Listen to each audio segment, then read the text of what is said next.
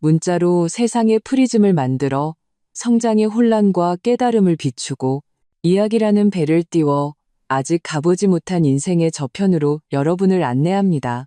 이번에 나눌 독창적인 이야기입니다. 밤은 풀어지지 않는 짙은 먹물처럼 깊었고 박지훈의 낡고 허름한 빌라를 무겁게 짓누르고 있었다. 한서윤은 그의 집, 키키한 곰팡이, 냄새가 희미하게 나는 좁은 손님방에 누워 있었다. 등 아래 딱딱한 침대 때문에 등골이 욱신거렸다. 남자친구 집에서 밤을 보낸 것이 처음은 아니었지만 서울 변두리에 위치한 역사가 깊다고 할 만한 이 낡은 투룸에서 묵는 것은 처음이었다. 박지훈과 사귄 지 1년.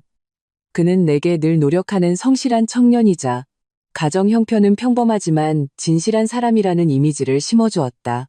나는 그의 독립심과 열정을 높이 샀다. 심지어 물질 만능주의가 팽배한 요즘 세상에 우리 집 배경이 아닌 나 자신만을 사랑해주는 남자를 만난 것은 정말 행운이라고 생각했다.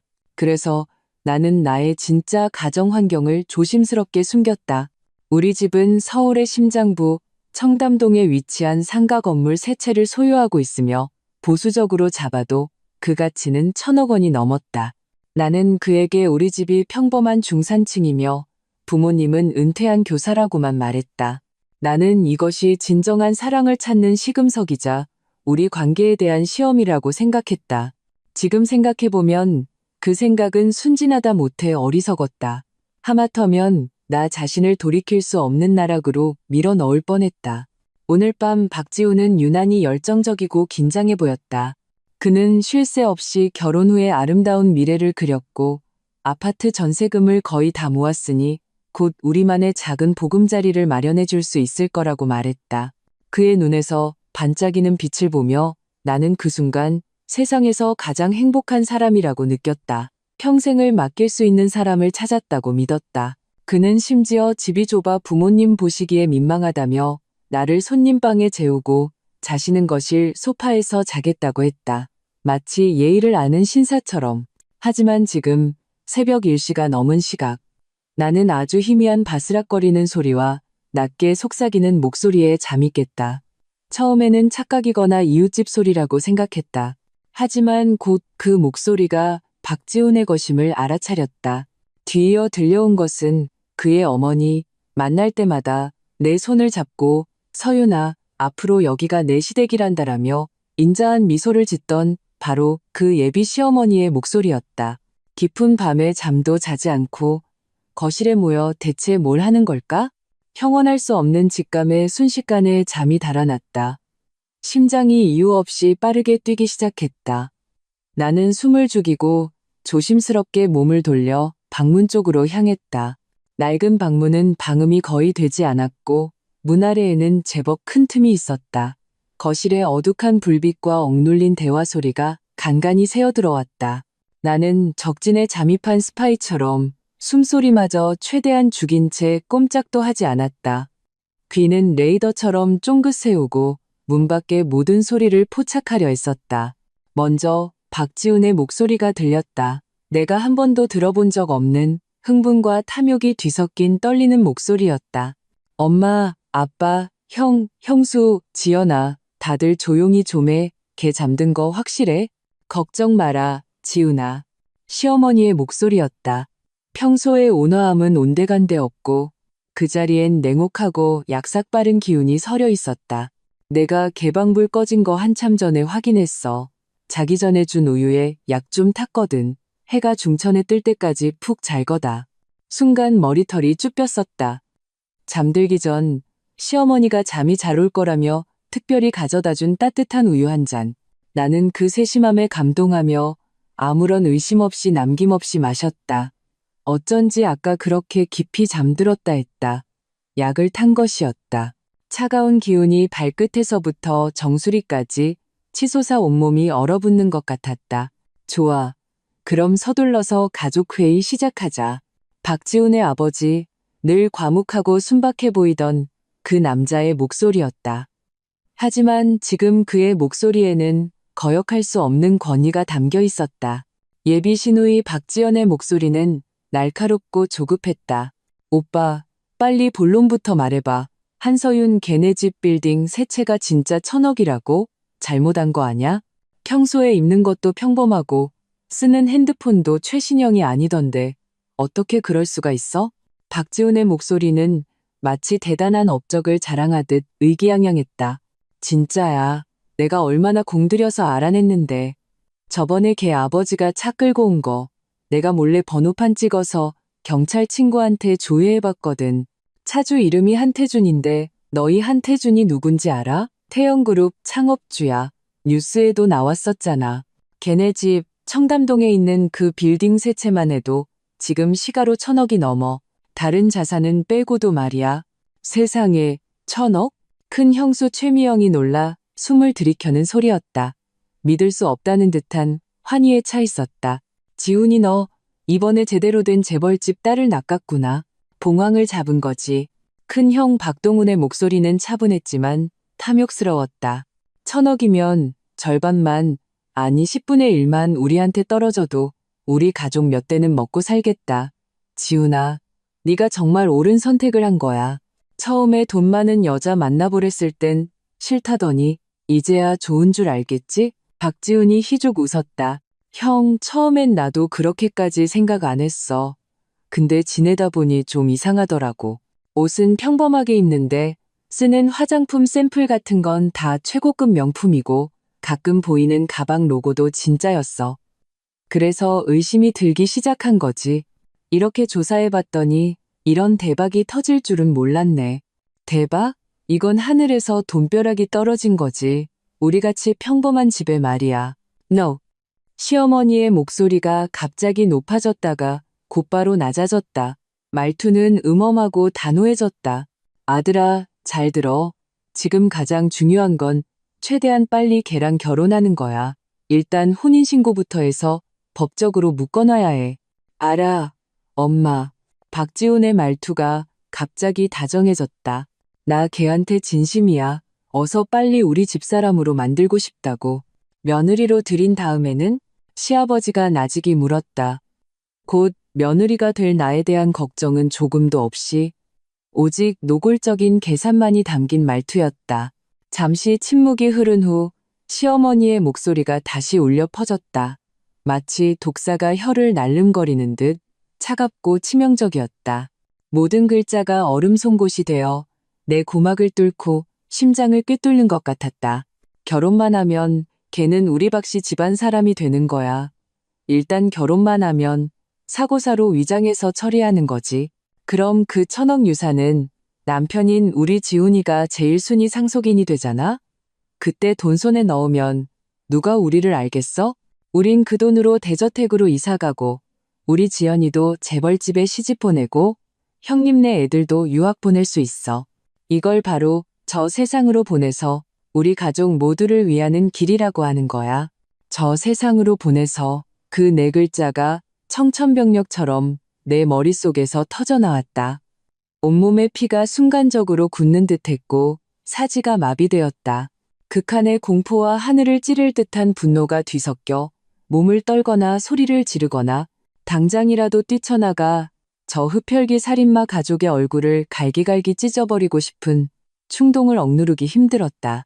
나는 아래 십술을 피가 배어 나올 때까지 꽉 깨물었다. 입안에 비릿한 쇠맛이 퍼지고 나서야 겨우 터져 나오려는 분노를 억누를 수 있었다. 손톱이 손바닥 살을 깊이 파고들었다. 고통 덕분에 끔찍할 정도의 냉정을 유지할 수 있었다. 자는 척해야 해. 계속 자는 척해야만 해. 그들이 아무것도 눈치채지 못하게. 결국 1년간의 사랑, 모든 달콤한 말과 배려, 영원을 맹세했던 약속은 전부 정교하게 설계된 사기극이었다. 그는 처음부터 나를 떠보고 조사했던 것이다. 그가 사랑한 것은 한서윤이 아니라 내 뒤에 있는 1,000억 원짜리 빌딩 세 채였다. 인자해 보이던 그의 어머니는 아무렇지 않게 살인을 계획할 수 있는 여자였다. 그의 온 가족, 그 누구 하나 죄 없는 사람이 없었다. 모두가 내 유산을 어떻게 나눠 가질지 흥분하며 토론하고 있었다. 내 심장은 수많은 무딘 칼에 베이는 것처럼 숨을 쉴 수 없을 만큼 아팠다. 사랑을 잃었기 때문이 아니었다. 내가 완벽한 바보처럼 이 늑대와 호랑이 무리가 정성껏 파놓은 죽음의 덫에 한 발짝 내디딜 뻔했다는 사실 때문이었다. 나는 안식처를 찾았다고 생각했지만 그곳은 사람을 잡아먹는 마구리였다.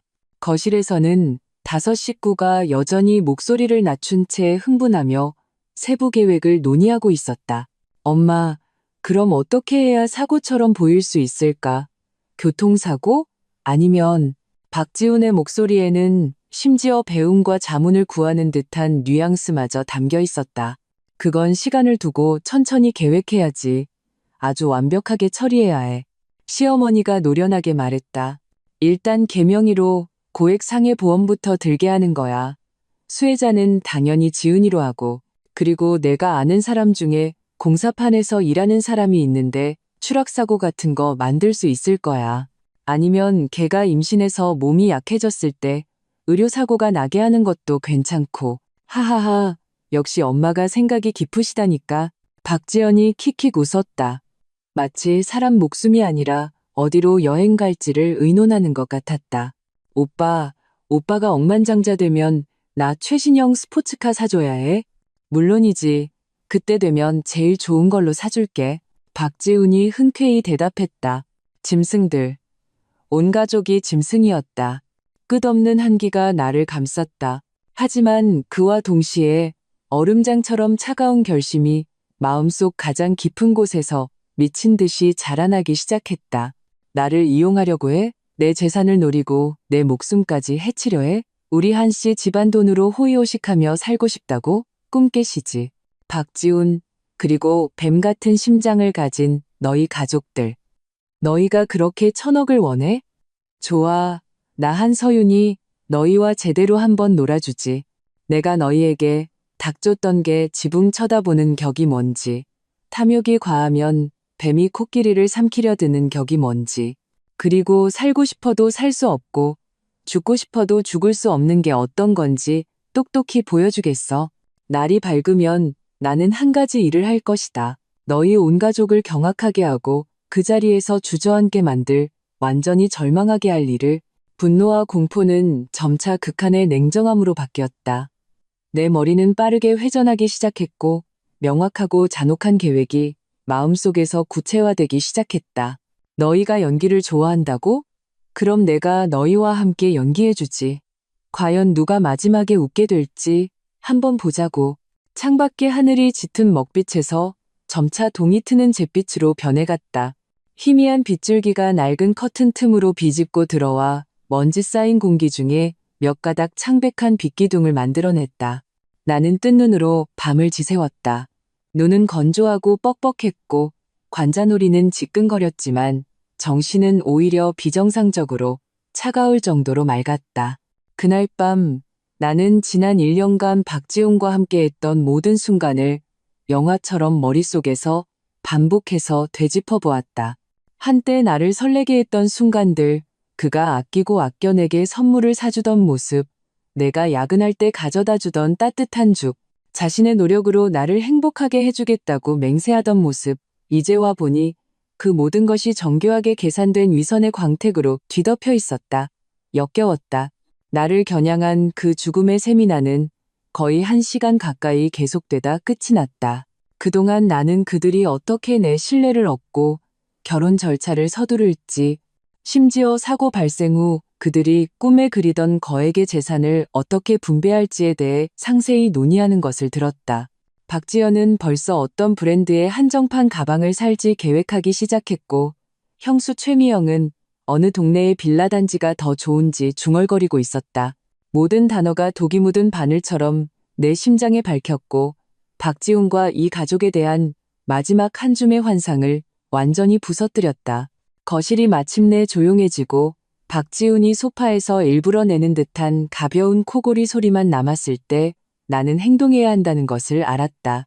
무너져서도 허점을 보여서도 안 되며 무엇보다 그들이 눈치채게 해서는 안 됐다.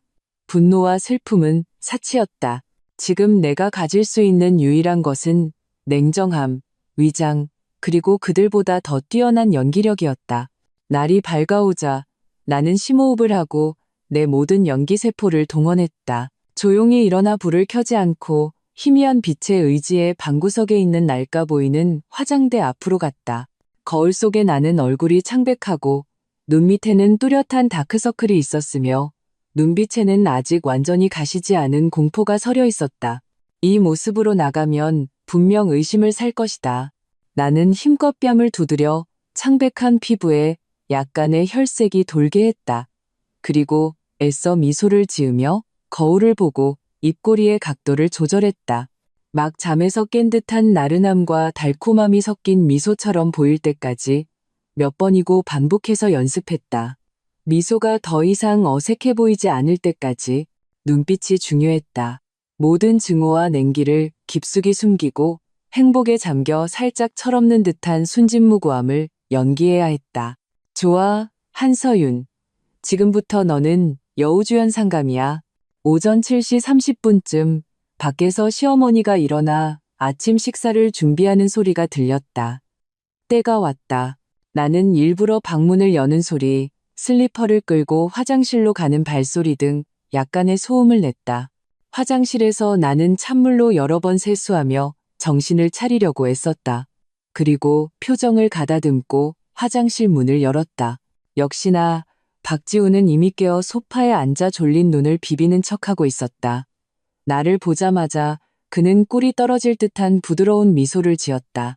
서윤아, 깼어? 잘 잤어? 그 잘생겼지만 지독하게 역겨운 얼굴을 보자 속이 울렁거렸다. 하지만 내 얼굴에는 그보다 더 달콤하고 순진한 미소가 피어났다. 심지어 애교 섞인 말투까지 섞어서 응, 그럭저럭. 근데 침대가 좀 딱딱해서 익숙하지 않았나 봐. 밤에 악몽도 꾼 것 같고 푹 못 잤어. 나는 일부러 악몽과 잠을 설쳤다는 말을 꺼냈다. 이것은 일종의 역심리전이었다. 먼저 말을 꺼내면 그들의 경계심을 낮추고 내가 단순히 잠자리가 바뀌어 잠을 설친 것이라고 믿게 할 수 있었다. 절대로 그들의 비밀 모의를 들었다고는 상상조차 못하게. 박지훈의 눈빛이 알아차리기 힘들게 살짝 흔들렸다. 이내 그는 일어나 내 허리를 자연스럽게 감싸 안으려 하며 걱정스러운 목소리로 말했다. 악몽을 꿨다고? 잠자리를 가리는구나. 미안해. 더 좋은 환경을 마련해주지 못해서. 그의 손길은 마치 독사가 몸을 감는 듯 소름이 돋았다. 나는 재빨리 옆으로 한 걸음 물러나며 물을 마시러 가는 척 그의 팔을 피했다. 동시에 투덜거리면서도 다정한 말투로 말했다. 에이, 괜찮아. 나중에 우리 집 생기면 되잖아. 이 말은 그의 사과에 대한 대답인 동시에 미래의 공동생활에 대한 기대를 암시하는 것이었다. 틀림없이 그들 가족은 내가 아무것도 눈치채지 못했고 결혼을 간절히 원한다고 더욱 확신하게 될 것이다. 맞아. 아주 곧 우리만의 집이 생길 거야. 박지훈이 서둘러 약속했다. 그의 눈에 담긴 탐욕은 거의 감춰지지 않았다. 그때 시어머니가 앞치마를 두른 채 부엌에서 고개를 내밀었다. 그녀의 얼굴에는 가식적인다. 하지만 지금 내 눈에는 지독하게 뒤틀려 보이는 인자한 미소가 가득했다. 어머, 서윤이 일어났구나. 어서 와서 앉아. 아침 다 돼간다. 어젯밤엔 잘 잤니? 안색이 좀 안 좋아 보이네. 이 늙은 여우가 역시나 나를 유심히 관찰하고 있었다. 나는 즉시 약간 억울한 표정을 지으며 다가가 심지어 주도적으로 그녀의 팔짱을 꼈다. 그녀의 살에 손톱을 박아넣고 싶은 충동을 억누르기 위해 얼마나 큰 인내심이 필요했는지 모른다. 애교를 부리며 말했다. 어머님, 말씀 안 하셨으면 몰랐을 텐데 듣고 보니 정말 머리가 좀 띵한 것 같아요. 아마 잠을 잘못 자서 그런가 봐요. 어젯밤에 주신 우유 너무 진했던 거 아니에요? 마시자마자 너무 졸리더라고요. 나는 다시 한번 주도적으로 우유를 언급하며 그 원인을 우유가 너무 진해서라고 돌렸다. 그녀가 내가 약에 대해 눈치챘을지도 모른다는 의심을 완전히 지워버리기 위해서였다. 시어머니는 순간 흠칫했지만 이내 눈빛에 안도와 더위의 빛이 스쳐 지나갔다. 그녀는 내 손등을 토닥이며 말했다. 어이구, 내가 양 조절을 잘못했나 보네. 우리 서윤이 푹 자라고 그런 건데 다음엔 어머님이 조심할게. 어서 가서 앉아. 오늘 아침엔 네가 좋아하는 계란 프라이 해놨어. 감사합니다. 어머님, 정말 좋으세요. 나는 눈웃음을 지으며 활짝 웃었다. 속으로는 차갑게 비웃었다. 다음? 너희에게 다음은 없을 거야. 곧 박씨 집안의 다른 식구들도 하나둘씩 일어났다. 시아버지는 여전히 무뚝뚝했지만 나를 보는 그의 눈빛 깊은 곳에는 감출 수 없는 뜨거움이 더해져 있었다. 박동훈과 최미영 부부도 열정적으로 인사를 건넸고 그 말투에서 묻어나는 아첨과 조급함은 거의 흘러넘칠 지경이었다. 박지연은 더욱 심해서 나를 졸졸 따라다니며 새언니, 새언니 하고 불렀다. 마치 우리가 몇 년 만에 만난 친자매인 것처럼 온 가족이 그 낡고 작은 식탁에 둘러앉았다. 분위기는 기이할 정도로 화기애애했다. 나는 눈앞에 차려진 풍성하다고 할 만한 아침 식사, 노릇하게 부쳐진 계란 프라이, 쌀뜨물이 우러난 흰죽, 몇 가지 밑반찬을 보았다. 어젯밤 그들이 나를 저 세상으로 보낼 방법을 의논하던 것을 생각하니 지금이 열정적이고 환대하는 듯한 가면이 지독하게 아이러니하게 느껴졌다. 나는 억지로 식욕을 유지하며 음식을 조금씩 먹었다. 마음속으로는 어떻게 하면 그들이 행동을 서두르게 할 신호를 자연스럽게 던질 수 있을지 빠르게 계산하고 있었다. 지훈 씨, 나는 숟가락을 내려놓고 아무렇지 않은 척 말을 꺼냈다. 말투에는 적절한 우려가 섞여 있었다. 어제 엄마한테서 전화가 왔는데 아빠가 요즘 혈압이 좀 높으셔서 병원에 가셨대요. 의사 선생님이 마음고생하면 안 된다고 푹 쉬셔야 한다고 하셨다네요. 순간 식탁 위의 모든 움직임이 멈췄다. 5쌍의 눈이 일제히 내 얼굴에 꽂혔다. 굶주린 늑대 같은 빛을 번뜩이며 사돈어른께서 편찮으시다고? 심각한 건 아니지? 시어머니가 가장 먼저 반응했다. 말투는 걱정으로 가득 차 있었다. 네, 나는 한숨을 쉬며 미간을 살짝 찌푸렸다. 아주 실감나게 연기했다. 저희 아버지는 저 하나뿐인 딸이잖아요. 제가 빨리 안정되기를 항상 바라셨어요. 제가 결혼해서 가정을 꾸리는 걸 봐야 마음속에 돌덩이를 내려놓을 수 있다고 하셨거든요. 이번에 편찮으시면서 말은 안 하시지만 저 때문에 더 걱정하시는 것 같아요. 나는 박지훈과 시어머니가 재빨리 눈빛을 교환하는 것을 포착했다. 그 눈빛에는 하늘이 돕는다는 듯한 환희가 가득했다. 그래, 그래. 어르신들 마음 다 이해하지. 시어머니가 즉시 말을 받았다. 말투는 한층 더 자애로워졌다. 서윤아, 너랑 우리 지훈이 사이 좋은 거 우리 어른들도 다 보고 있단다. 마음이 흐뭇해. 사돈어른 몸도 안 좋으시다니 너희 둘 좀 서둘러서 진행하는 게 어떨까? 어르신 마음 편하게 해드려야지. 맞아요. 엄마 말씀이 맞아요. 박지훈이 즉시 내 손을 잡았다. 그의 눈빛은 더없이 진지했다. 서윤아, 더 이상 기다리고 싶지 않아. 빨리 너한테 내 사람이라는 이름을 주고 싶어. 아버님, 어머님도 안심시켜드리고 우리 일단 약혼부터 하고 바로 결혼식 준비하자. 어때? 그들이 내가 파놓은 함정에 신나게 뛰어드는 것을 보며 나는 속으로 냉소를 보냈다. 얼굴에는 적절한 홍조와 함께 수줍음과 기쁨이 어린 표정을 띄웠다. 정말요? 근데 너무 빠른 거 아니에요? 지훈 씨네는 빠르긴 뭐가 빨라. 시아버지가 드물게 입을 열었다. 말투는 단호했다. 우리 박씨 집안은 그런 거 안 따져. 너희 젊은 애들만 좋으면 어떻게 하든 상관없어. 맞아요, 맞아요. 최미영과 박지연도 서둘러 맞장구를 쳤다. 그럼 알겠어요. 나는 짐짓 수줍은 듯 고개를 숙이며 작은 목소리로 말했다. 두 분 어른들 뜻에 따를게요. 그 순간 나는 맞은편에 앉은 5사람의 얼굴에 동시에 안도감과 계략이 성공했다는 환희의 표정이 떠오르는 것을 똑똑히 보았다. 그들은 사냥감이 완전히 덫에 걸렸다고 생각했겠지만 사냥꾼이 이미 총구를 돌렸다는 사실은 까맣게 모르고 있었다. 이 아침 식사는 이처럼 각자 다른 속셈을 품고 겉으로는 화목하지만 속으로는 압류가 흐르는 분위기 속에서 끝이 났다. 나는 음모를 전혀 눈치채지 못하고 행복에 겨워 심지어 스스로 가속 페달을 밟아주는 순진한 여자 역할을 성공적으로 해냈다. 식사 후 나는 회사에 오전에 중요한 회의 준비가 있어 일찍 가봐야 한다고 핑계를 댔다. 박씨 가족은 지금 당장이라도 내가 사라져서 문을 걸어 잠그고 축하하며 다음 계획을 세우고 싶었을 것이다. 당연히 쾌히 승낙하며 나를 문 앞까지 열정적으로 배웅했다. 박지우는 굳이 나를 아래층까지 바래다 주겠다며 따라 나섰다. 복도에서 그는 나를 껴안으려 했지만 나는 이웃이 보면 어떡하냐는 핑계로 살짝 밀어냈다. 아파트 단지 입구에서 택시를 기다리는 동안 그는 내 옆에 서 있었다. 햇살이 그의 얼굴을 비췄다. 한때 나를 설레게 했던 그 얼굴이 지금은 지독하게 추하고 끔찍하게만 느껴졌다. 서윤아, 그가 다정한 목소리로 말했다. 기다려줘. 우리 곧 영원히 함께하게 될 거야.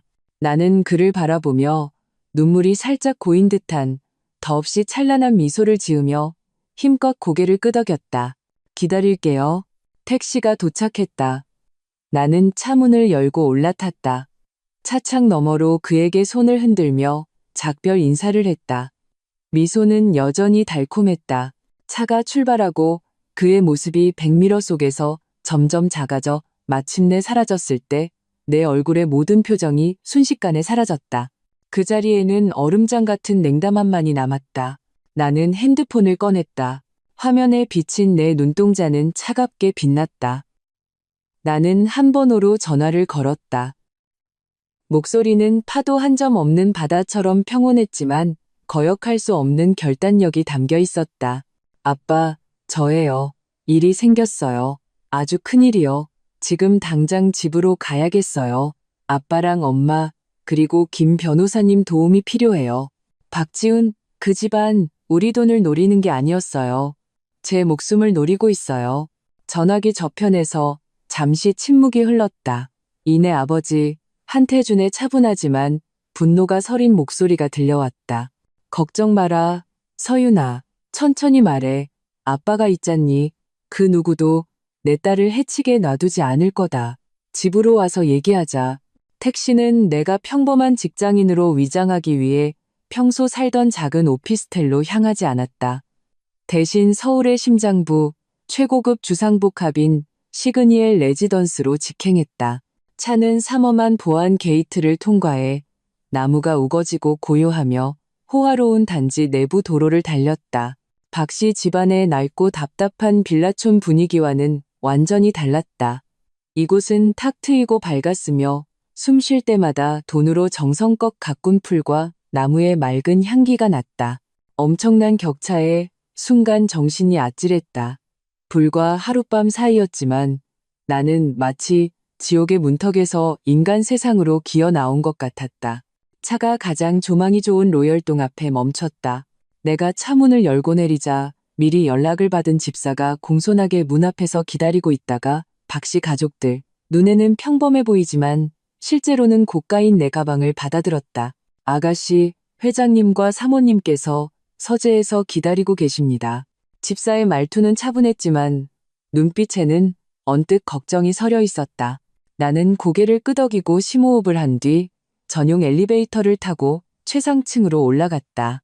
엘리베이터 문이 열리자 360도 파노라마 한강뷰를 자랑하는 로비가 나타났다. 거대한 통유리 창으로 햇살이 쏟아져 들어왔고 거울처럼 빛나는 대리석 바닥에는 창밖에 반짝이는 강풍경이 비쳤다. 호화롭고 고요했다. 하지만 지금 나는 이 익숙한 아름다움을 감상할 마음이 없었다. 어머니 김지수 씨가 이미 현관에서 초조하게 기다리고 있었다. 나를 보자마자 그녀는 빠르게 다가와 내 팔을 꽉 잡았다. 서윤아, 괜찮니? 전화로는 자세히 말도 안 해주고 엄마가 얼마나 놀랐는지 몰라. 정성껏 관리한 어머니의 얼굴에 진심 어린 걱정이 가득한 것을 보자 하룻밤 동안 겪었던 억울함, 공포, 그리고 안도감이 터진 두 개의 홍수처럼 한꺼번에 밀려왔다. 코끝이 찡해지며 억지로 버티던 강인함이 거의 무너질 뻔했다. 목소리가 메었다. 엄마, 여보, 일단 아이 들어오게 해. 서재에서 얘기합시다. 안에서 아버지 한태준의 목소리가 들려왔다. 차분하고 힘이 있었으며 가장으로서의 특유의 안정감이 느껴졌다. 나는 부모님을 따라 책향기와 묵직한 분위기가 가득한 아버지의 서재로 들어갔다. 자단목 책상 위에는 이미 심신을 안정시키는 차가 준비되어 있었다. 20년 넘게 아버지를 보좌해온 가족의 핵심 변호인 김 변호사님도 굳은 표정으로 자리에 앉아 있었다. 서윤아, 앉아서 천천히 얘기해보거라. 있었던 일 전부 하나도 빠짐없이 자세하게 말해다오. 아버지는 내게 앉으라고 손짓했다. 그의 시선은 매처럼 날카로웠지만 나를 향할 때는 흔들림 없는 보호의 빛이 가득했다. 나는 편안한 가죽 소파에 앉아 따뜻한 찻잔을 두 손으로 감쌌다. 그 온기가 차가운 손끝으로 스며드는 것을 느끼며 나는 1년 전 우연히 박지훈을 만났던 때부터 이야기를 시작했다. 그가 어떻게 성실하고 부유함을 탐하지 않는 이미지를 만들었는지, 내가 어떻게 그 진심에 감동했는지, 심지어 내 스스로의 시험에 남몰래 만족했는지에 대해 말했다. 그리고 어젯밤의 일을 이야기했다.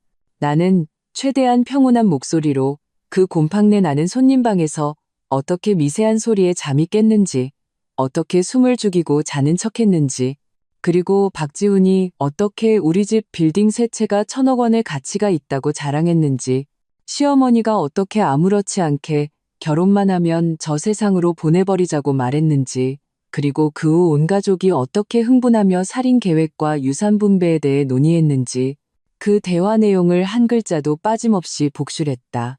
이야기를 하는 동안 서재는 무서울 정도로 조용했다. 감정이 격해져 약간 가빠진 내 숨소리만이 들릴 뿐이었다. 어머니의 얼굴은 걱정에서 충격으로, 그리고 억누를 수 없는 분노로 변해갔다.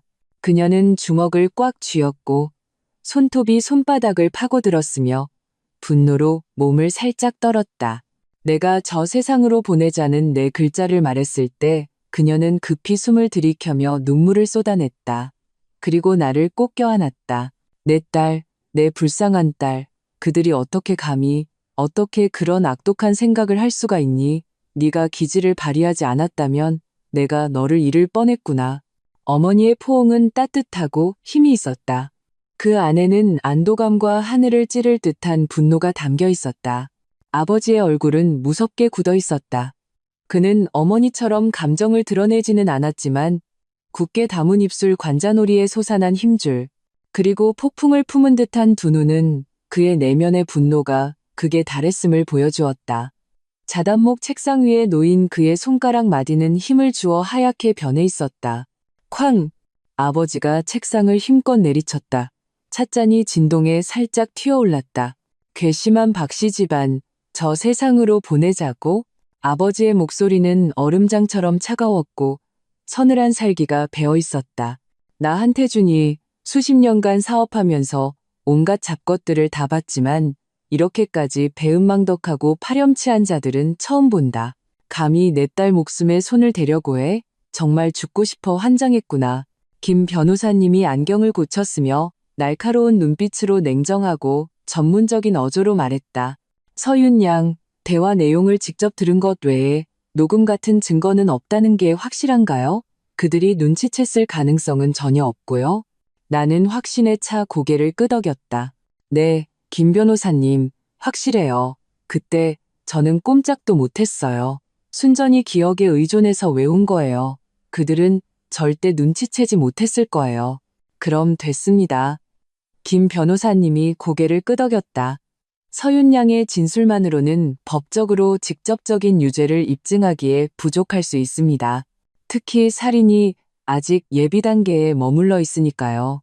하지만 이것만으로도 그들의 본질을 파악하고 필요한 모든 수단을 동원해 방어하고 반격하기에는 충분합니다.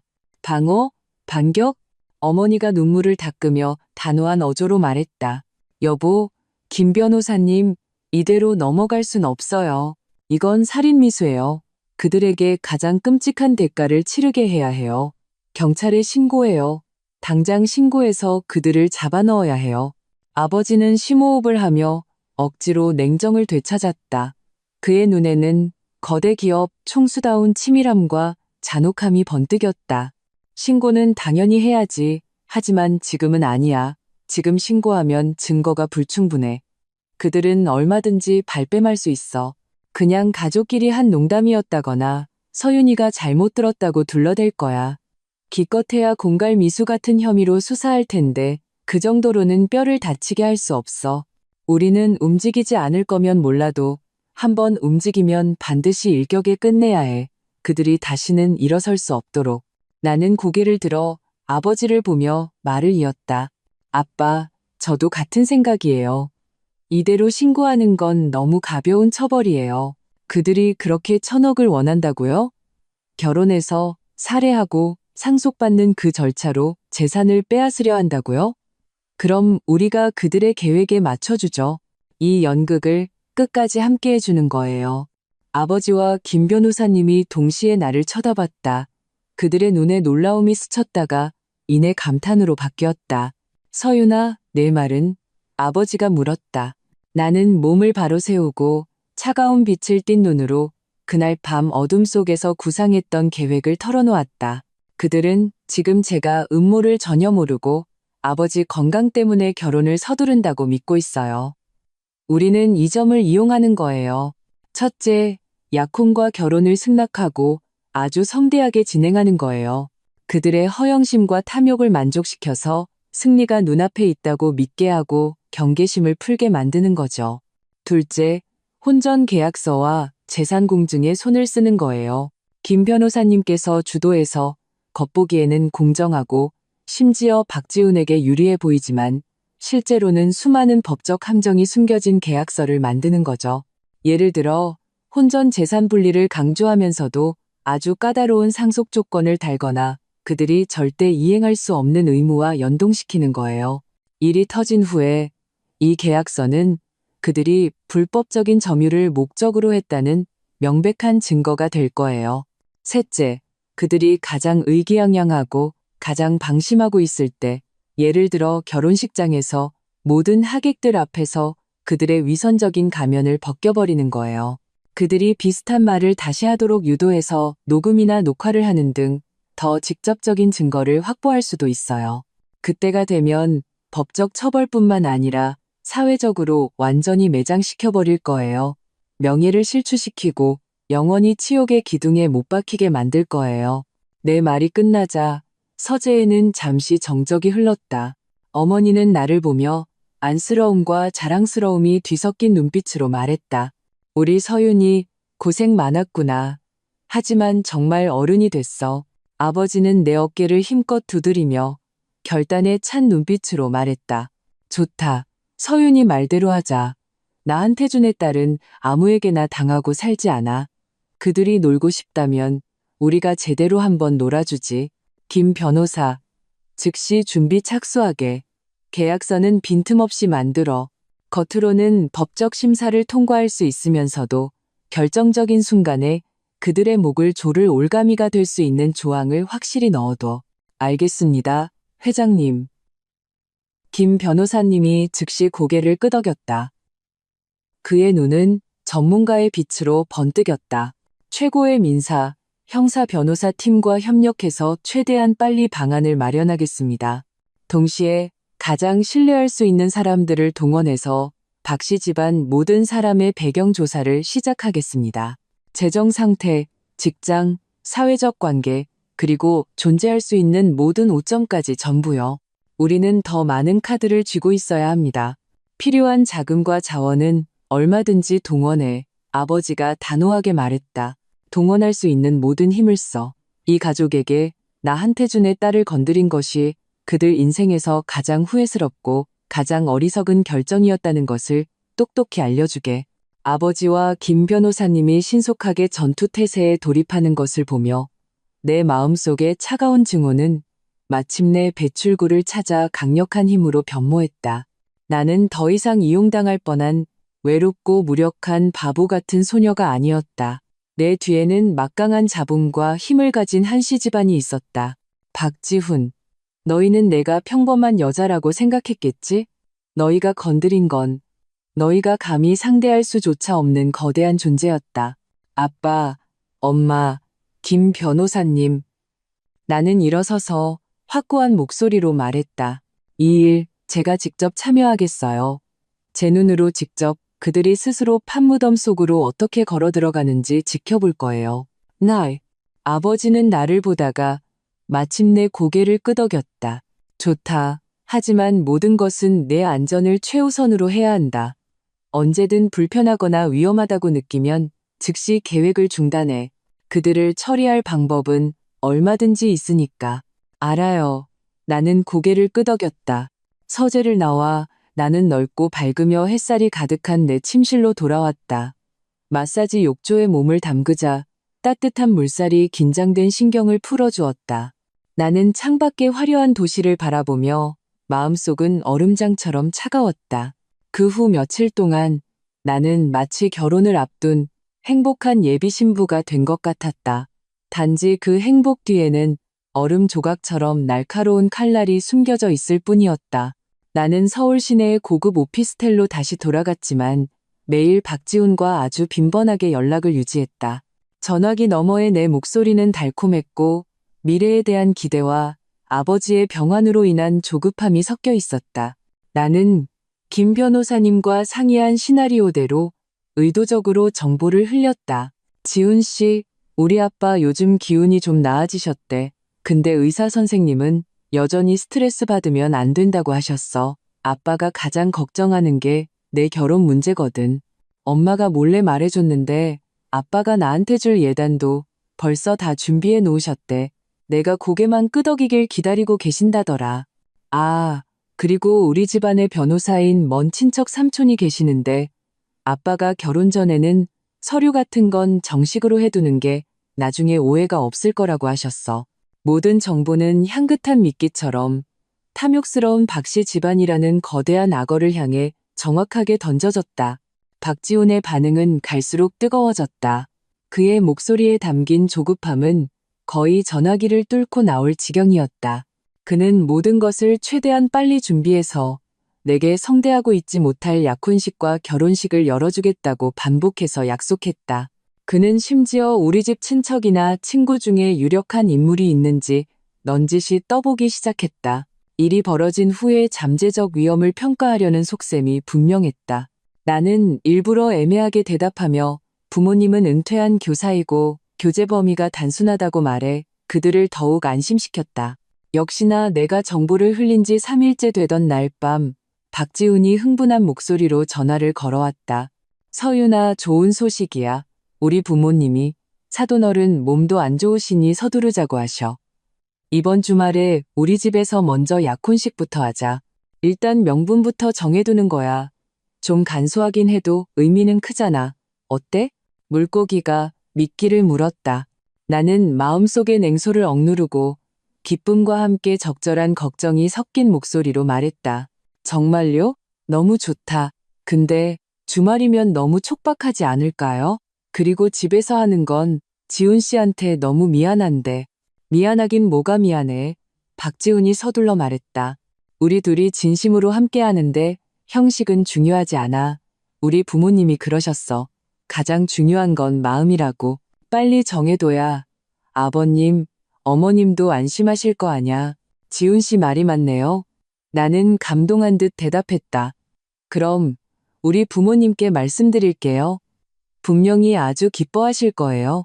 전화를 끊고 나는 즉시 아버지와 김 변호사님에게 연락했다. 정교하게 기획된 약혼식이라는 대단원의 막이 정식으로 올랐다. 주말 오후 나는 신경 써서 차려입었다. 너무 화려한 옷 대신 질감이 좋고 재단이 잘 된 아이 보리색 원피스를 선택했다. 가방은 디자인은 수수하지만 아는 사람이 보면 단번에 가치를 알아볼 수 있는 클래식한 모델을 들었다. 화장은 역계해서 온화하고 사랑스러운 행복에 겨운 예비 며느리의 이미지를 완벽하게 연출했다.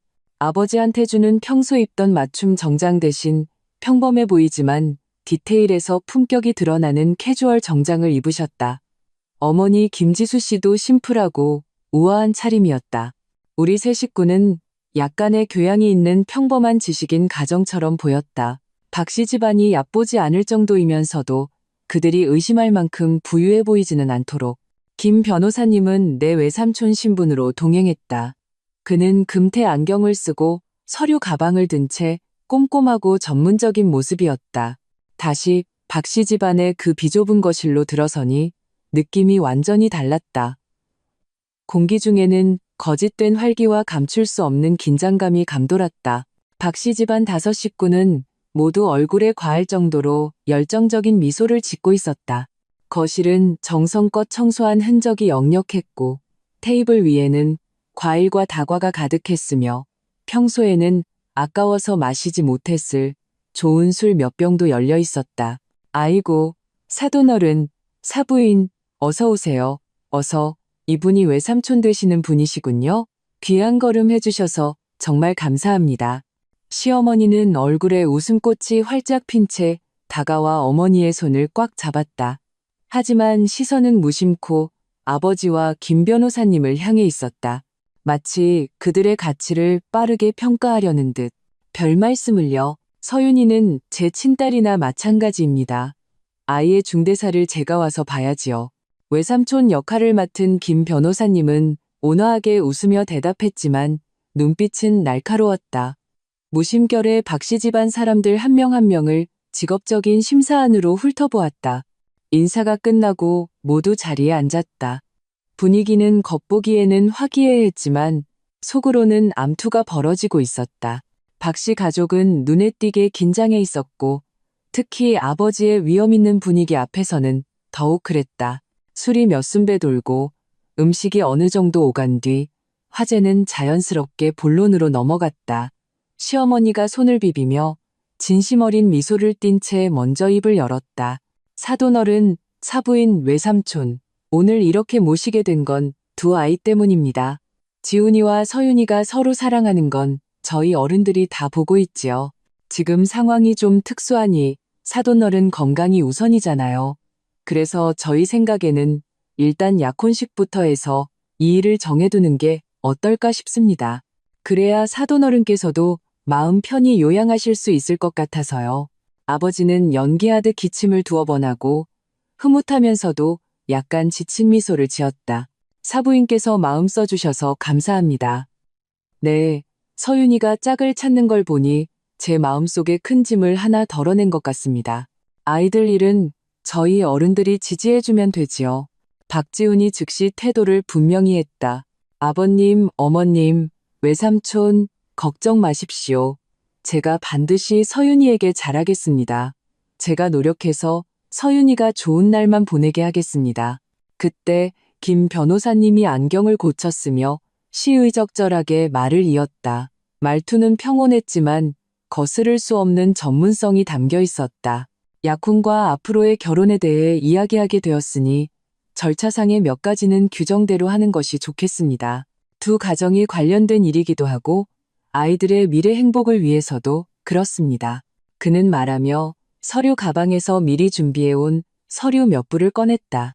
순간 박씨 집안 모든 사람의 시선이 그 서류 뭉치에 집중되었다.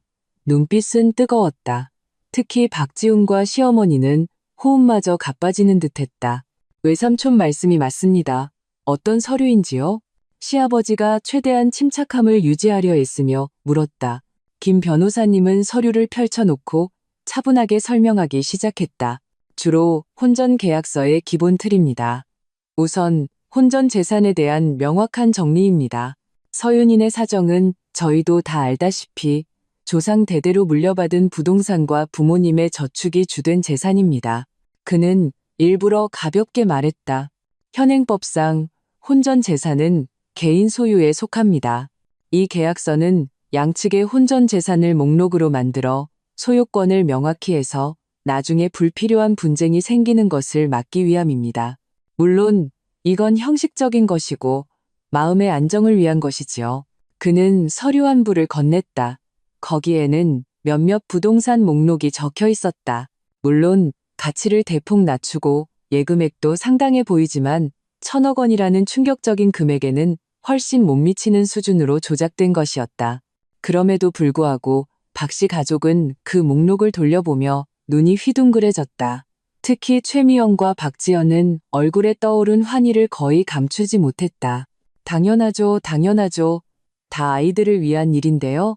시어머니가 연신 고개를 끄덕였다. 마치 우리가 마음을 바꿀까봐 두려워하는 것 같았다. 김 변호사님은 화제를 전환하며 다른 서류를 꺼내들었다. 말투가 조금 더 진지해졌다. 그리고 여기에는 혼후 재산 및 불의의 사고 발생 시 처리에 관한 보충 합의서가 있습니다. 이것도 요즘 많은 가정이 하는 것이고 일종의 위험 관리 차원이라고 보시면 됩니다. 박지훈이 경계하며 물었다.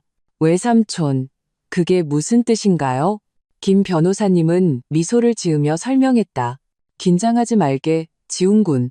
그냥 일반적인 조항들이야. 예를 들어 결혼 후 한쪽이 불행히 사망했을 경우 유산의 상속 순위와 지분을 미리 약정해 둘 수 있다는 거지. 이렇게 하면 부부간의 깊은 정을 표현할 수도 있고 법적인 복잡한 절차를 피할 수도 있어. 물론 합의는 양방향이고 양측 모두에게 구속력이 있지. 그는 특히 불행히 사망, 유산 상속이라는 단어를 또렷하고 자연스럽게 발음했다.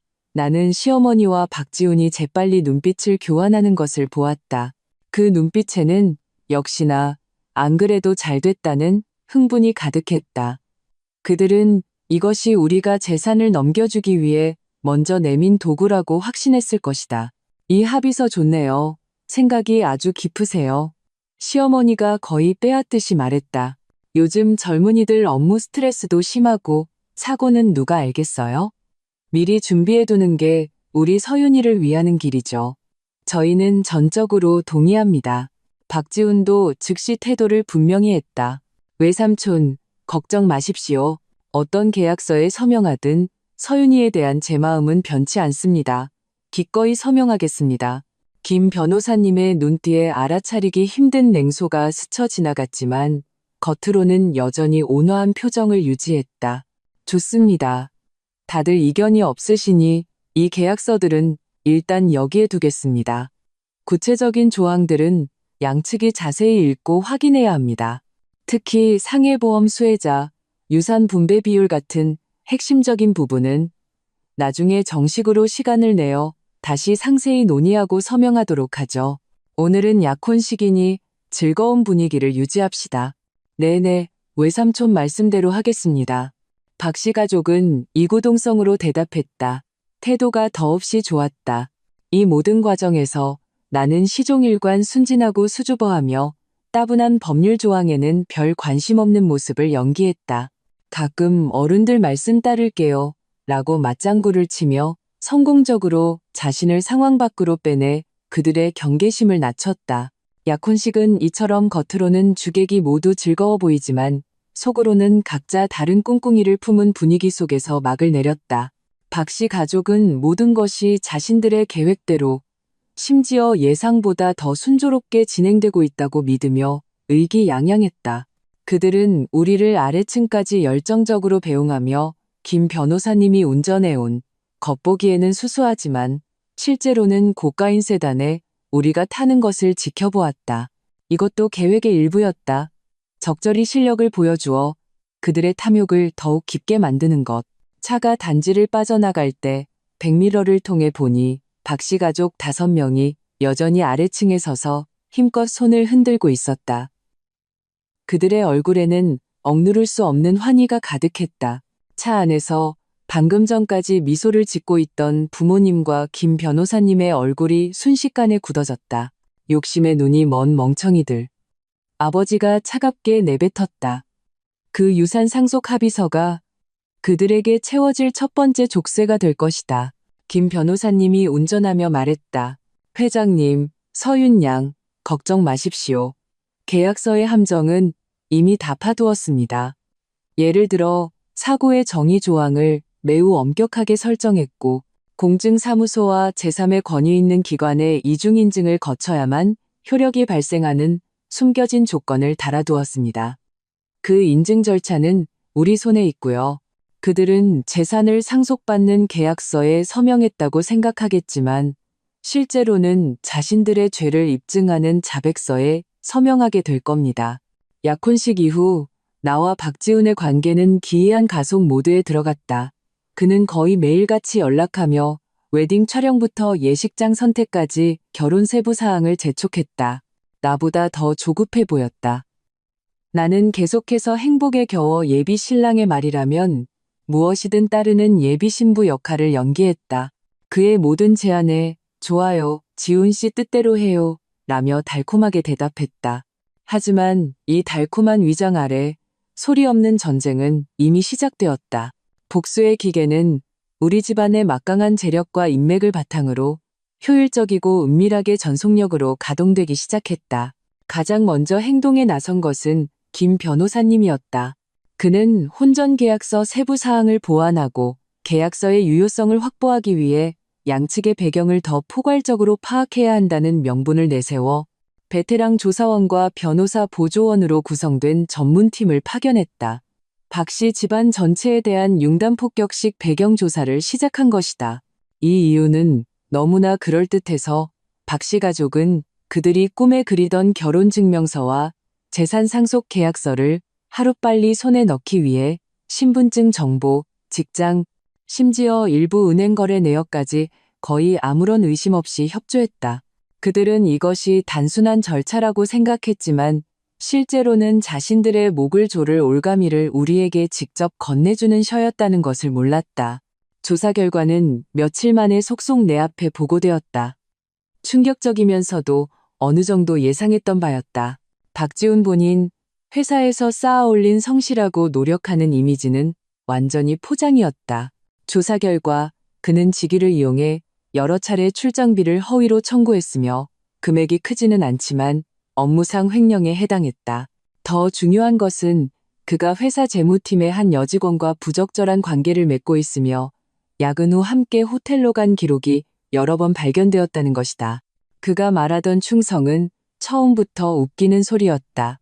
이 증거만으로도 그는 업계에서 완전히 매장될 수 있었다. 시아버지 박만식, 순박해 보이던 이 남자는 과거 직장에서 구매 업무를 담당하며 리베이트를 받은 전적이 있었다. 비록 오래전 일이고 금액도 크지 않았지만 불명예스러운 기록으로 남아 있었다. 또한 그는 사적으로 불법 사설 토토에 빠져 소에게 사채빚도 지고 있었다. 시어머니 이숙자, 악독한 마음을 품은 이 늙은 여자는 경제적인 큰 문제는 발견되지 않았다. 하지만 그녀는 극도로 미신에 빠져 오랫동안 소위 도사라는 사람에게 돈을 바쳐왔다. 사기를 당해 많은 돈을 날렸을 뿐만 아니라 그 도사에게 아무도 모르게 눈엣 가시 같은 사람을 없애는 방법에 대해 자문한 적도 있었다.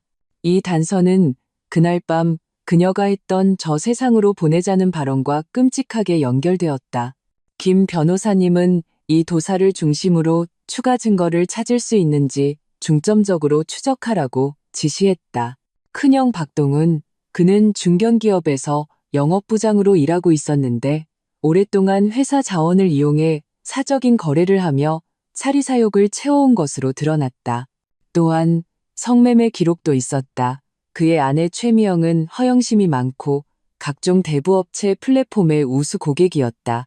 돌려막기로 빚을 갚으며 빚더미는 눈덩이처럼 불어나고 있었다.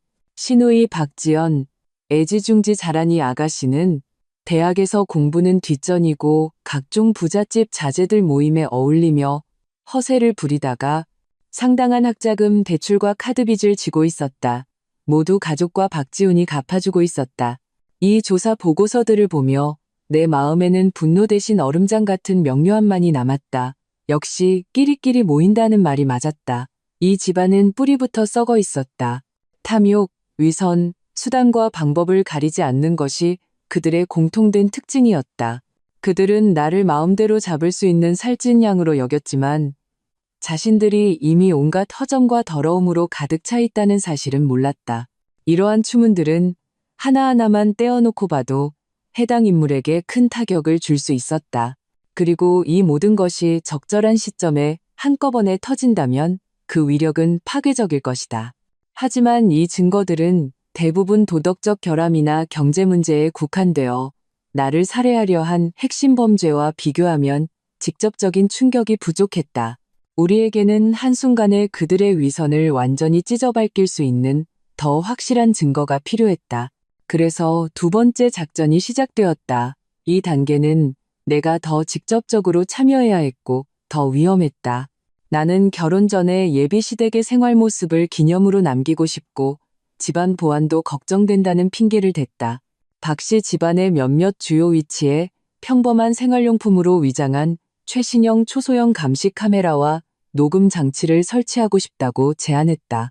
장비는 김 변호사님이 특수 경로를 통해 구한 것으로 매우 은밀하고 원격 조종이 가능하며 영상과 음성은 클라우드에 직접 전송되어 암호화 저장되었다.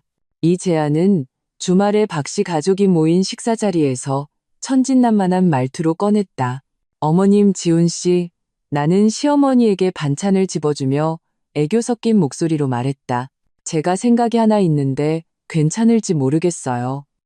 요즘 인터넷에서 가정용 CCTV 사례를 많이 봤는데 정말 편리하더라고요. 도둑도 맑고 일상도 기록하고요. 우리가 결혼하면 자주 못 찾아뵐 텐데 거실이랑 현관에 카메라 2개 설치하면 저희도 언제든 집안 상황을 볼 수 있어서 안심될 것 같아요. 그리고 지금 설치하면 결혼 준비하는 따뜻한 모습도 많이 찍을 수 있잖아요. 얼마나 의미 있어요? 박지훈이 가장 먼저 지지하고 나섰다. 그거 좋은 생각이다. 서윤이가 생각이 깊네. 엄마, 어때요? 그는 이것이 예비 며느리가 이 집을 위하기 시작했다는 증거라고 생각하는 듯했다. 시어머니의 눈에 순간 의심이 스쳤지만 따뜻한 모습과 안심이라는 말에 마음이 움직였다. 특히 결혼 준비라는 단어는 그녀에게 곧 손에 들어올 막대한 이익을 연상시켰고 이것이 단지 어린 여자의 낭만적인 생각일 뿐이라고 여기게 했다. 그녀는 웃으며 고개를 끄덕였다. 그래, 우리 서윤이가 마음 씀씀이가 깊구나. 설치해라. 내일 지훈이 시켜서 사오라고 할게. 지훈 씨 번거롭게 할 필요 없어요. 내가 서둘러 말했다. 제 친구 중에 이쪽 일하는 애가 있는데 최신형 최고급 제품을 직원가로 구해줄 수 있대요. 내일 바로 사람 데리고 와서 설치해준다고 했어요. 빠르고 확실하게요. 다음 날 김 변호사님이 보낸 절대적으로 신뢰할 수 있는 기술자들이 방문했다. 그들은 전문적이고 효율적인 태도로 박씨 집안 거실의 소파가 정면으로 보이는 곳, 식당, 그리고 현관에 각각 방향제, 전자시계, 멀티탭으로 위장한 최고급 감시 장비 3개를 교묘하게 설치했다. 박씨 가족은 내내 옆에서 구경하며 장비의 작고 정교함에 감탄할 뿐 전혀 의심하지 않았다. 감시망은 조용히 설치되었다. 얼음장처럼 차가운 눈과 귀가 이제 24시간 내내 이 음모로 가득한 가정을 주시하기 시작했다. 장비가 설치된 그날 밤 나는 암호화된 링크를 통해 우리 집 서재의 대형 스크린으로 박씨 집안 거실의 실시간 영상을 볼 수 있었다. 시어머니가 흥분해서 박지훈을 끌어당기며 속삭이는 모습이 보였다. 목소리는 작았지만 고감도 마이크 덕분에 똑똑히 들렸다. 아들아, 봤지? 저 서윤이라네. 마음이 온통 우리 집에 쏠려 있네. CCTV까지 우리한테 달아주려고 하잖아. 이제 잘 됐어. 제가 시집 오면 집안일이 훤히 다 보이겠네. 박지훈이 의기양양하게 웃었다. 엄마, 그건 걔가 나한테 완전히 넘어왔다는 뜻이지. 계약서에 사인하고 결혼식만 올리면 걔는 완전히 우리 도마 위의 고기야. 스크린에 비친 그 탐욕스럽고 어리석은 두 얼굴을 보며 나는 영상을 껐다. 입가에 차가운 미소가 걸렸다. 훤히 다 보인다고? 그래, 아주 훤히 보이겠지? 너희의 모든 죄악된 생각과 말이 심판대에 오를 만큼 아주 선명하게. 그 후 며칠 동안 나는 박지훈과 함께 성대한 결혼식을 준비하며 웨딩드레스를 고르고 호텔을 예약하고 청첩장을 보냈다. 하객 명단은 물론 내가 관리하여 중요한 인물들이 모두 참석하도록 했다. 동시에 나는 박씨 집안의 일거수일투족을 냉정하게 감시하며 김 변호사 팀이 계속해서 보내오는 더 깊은 차원의 조사 정보를 받았다. 결혼식 날짜가 다가올수록 박씨 가족은 점점 더 흥분했고 말과 행동도 더욱 거침없어졌다. 감시 장비에는 그들이 계획을 논의하는 더 많은 장면이 기록되었다. 비록 첫날 밤처럼 완전하고 노골적이지는 않았지만 그때 돈 들어오면 깨끗하게 처리하고 같은 단편적인 말들은 문맥과 결합했을 때 충분히 증거의 사슬을 형성했다. 보이지 않는 거대한 그물이 소리 없이 펼쳐졌고 점점 더 촘촘하게 조여지고 있었다. 박씨 집안 모든 사람들은 그 그물 안에서 마음껏 연기하며 그들이 꿈꾸던 억만장자의 삶을 향해 질주하고 있었다. 하지만 그들 앞을 기다리는 것이 천국이 아니라 만길 낭떠러지라는 사실은 까맣게 모르고 있었다. 나는 모든 준비를 마쳤다. 이제 박씨 집안 역사의 길이 남을 그 결혼식이 예정대로 열리기만을 기다릴 뿐이었다. 결혼식 날은 햇살이 눈부신 어느 토요일에 예정대로 찾아왔다. 장소는 서울 시내에서 꽤 유명한 5성급 호텔 연회장으로 정했다. 이 결혼식은 외부인들이 보기에는 의심할 여지 없이 화려하고 격식 있는 자리였다. 호텔의 격, 화려하고 낭만적인 현장 장식, 구름처럼 모인 하객들. 물론 이 화려함의 정도는 우리 집안에서 세심하게 조절한 것이었다. 박씨 집안의 체면을 세워주면서도 그들이 이상하게 여길 만큼 과하지는 않도록, 그리고 하객들 중 진짜 박씨 집안 쪽 친척은 몇 명 되지 않았고 대부분은 우리 쪽에서 배치한 사람들이었다. 회사의 핵심 임원들, 가족이 신뢰하는 친구들, 그리고 김 변호사님이 배치한 사복 경찰들까지. 진짜 좋은 연극에는 믿을 만한 관객이 필요한 법이다. 아침 일찍부터 나는 호텔 최고급 스위트룸에서 여러 사람에게 둘러싸여 화장과 머리 단장을 했다. 어머니가 내 곁을 지키며 거울 속 앙부한 맞춤 웨딩드레스를 입고 정교한 화장을 한 나를 보며 눈시울을 붉혔다. 내 손을 꼭 잡으며 말했다. 서윤아, 긴장하지 마. 아빠랑 엄마, 그리고 모든 가족이 내 뒤에 있단다. 나는 어머니의 손을 마주잡고 안심시키는 미소를 지었다. 엄마, 저 긴장 안 해요. 그냥 때가 왔다고 생각할 뿐이에요. 그래, 때가 왔다. 사랑의 결실을 맺는 행복한 순간이 아니라 죄악을 청산하는 심판의 순간이. 메이크업 아티스트와 헤어 디자이너들은 내 아름다움을 찬탄하며 내가 오늘 가장 행복한 신부일 거라고 말했다. 나는 거울을 보며 수줍음과 기대를 담은 달콤한 미소를 연습했다. 하지만 마음속은 얼음장처럼 차갑고 평온했다. 이 성스러운 웨딩드레스가 오늘 목격할 것은 맹세가 아니라 심판이었다. 한편 박씨 집안 사람들은 일찌감치 호텔에 도착했다. 스위트룸에 연결된 CCTV 화면을 통해 나는 박지훈이 빌린 비싼 예복을 입고 머리에 기름을 발라 빗어 넘긴 채 억누를 수 없는 더위만만한 표정을 짓고 있는 것을 볼 수 있었다. 시어머니는 짙은 붉은색의 고급스러운 투피스를 입고 온몸을 보석으로 치장한 채 만나는 사람마다 우리 아들이 참한 며느리를 얻었어요. 라며 웃음을 터뜨렸다. 그 미소가 내 눈에는 지독하게 거슬렸다. 박씨 집안 다른 사람들도 모두 얼굴에 화색이 돌았다. 마치 이미 수천억의 재산을 손에 쥔 것 같았다. 그들은 아름다운 꿈에 취해 이 정교하게 짜인 꿈이 곧 산산조각 날 것이라는 사실을 전혀 눈치채지 못하고 있었다. 결혼식은 절차대로 진행되었다. 결혼 행진곡이 울려 퍼지자 연회장의 문이 서서히 열렸다. 나는 아버지의 팔짱을 끼고 레드카펫을 밟으며 저 앞에 예복을 차려입은 사람의 탈을 쓴 짐승 박지훈을 향해 한 걸음 한 걸음 나아갔다. 스포트라이트가 내게 쏟아졌고 하객들은 부러움과 축복의 눈길을 보냈다.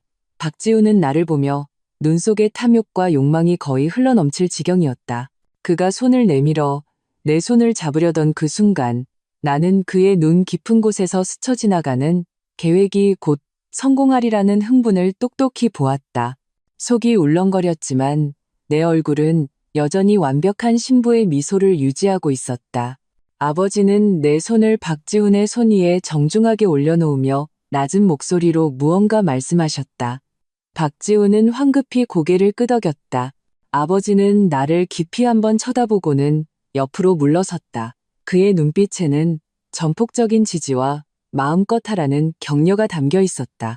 주례는 호텔의 전문 사회자였고 절차에 따라 감동적인 말을 하며 반지 교환 순서를 이끌었다. 모든 것이 너무나 정상적이고 아름다워 보였다. 사회자가 관례에 따라 물을 때까지. 신랑 박지훈 군은 신부 한서윤 양을 아내로 맞아 가난할 때나 부유할 때나 박지훈은 심호흡을 하고 수없이 연습했을 깊은 애정이 담긴 목소리로 크게 대답했다. 네, 서약합니다.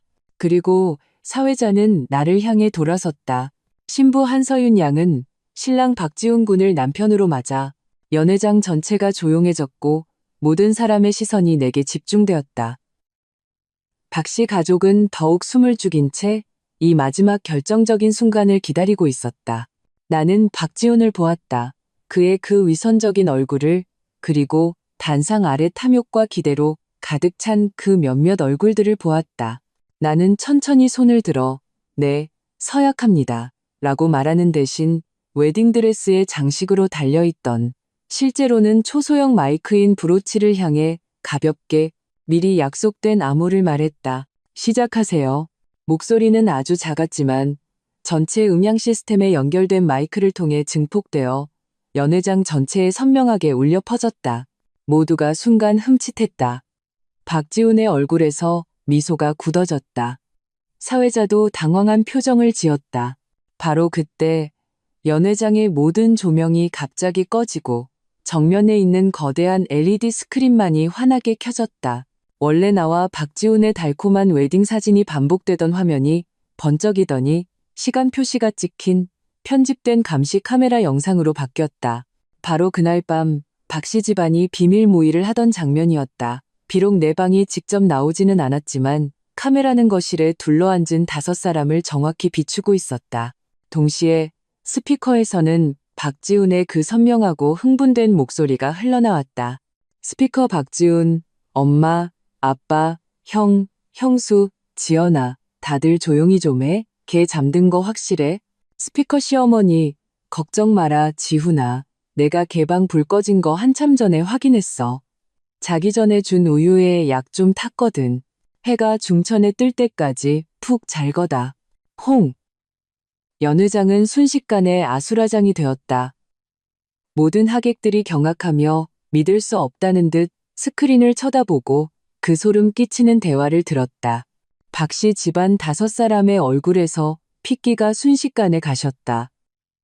박지훈은 획 고개를 돌려 스크린을 쳐다봤다. 눈알이 거의 튀어나올 것 같았다.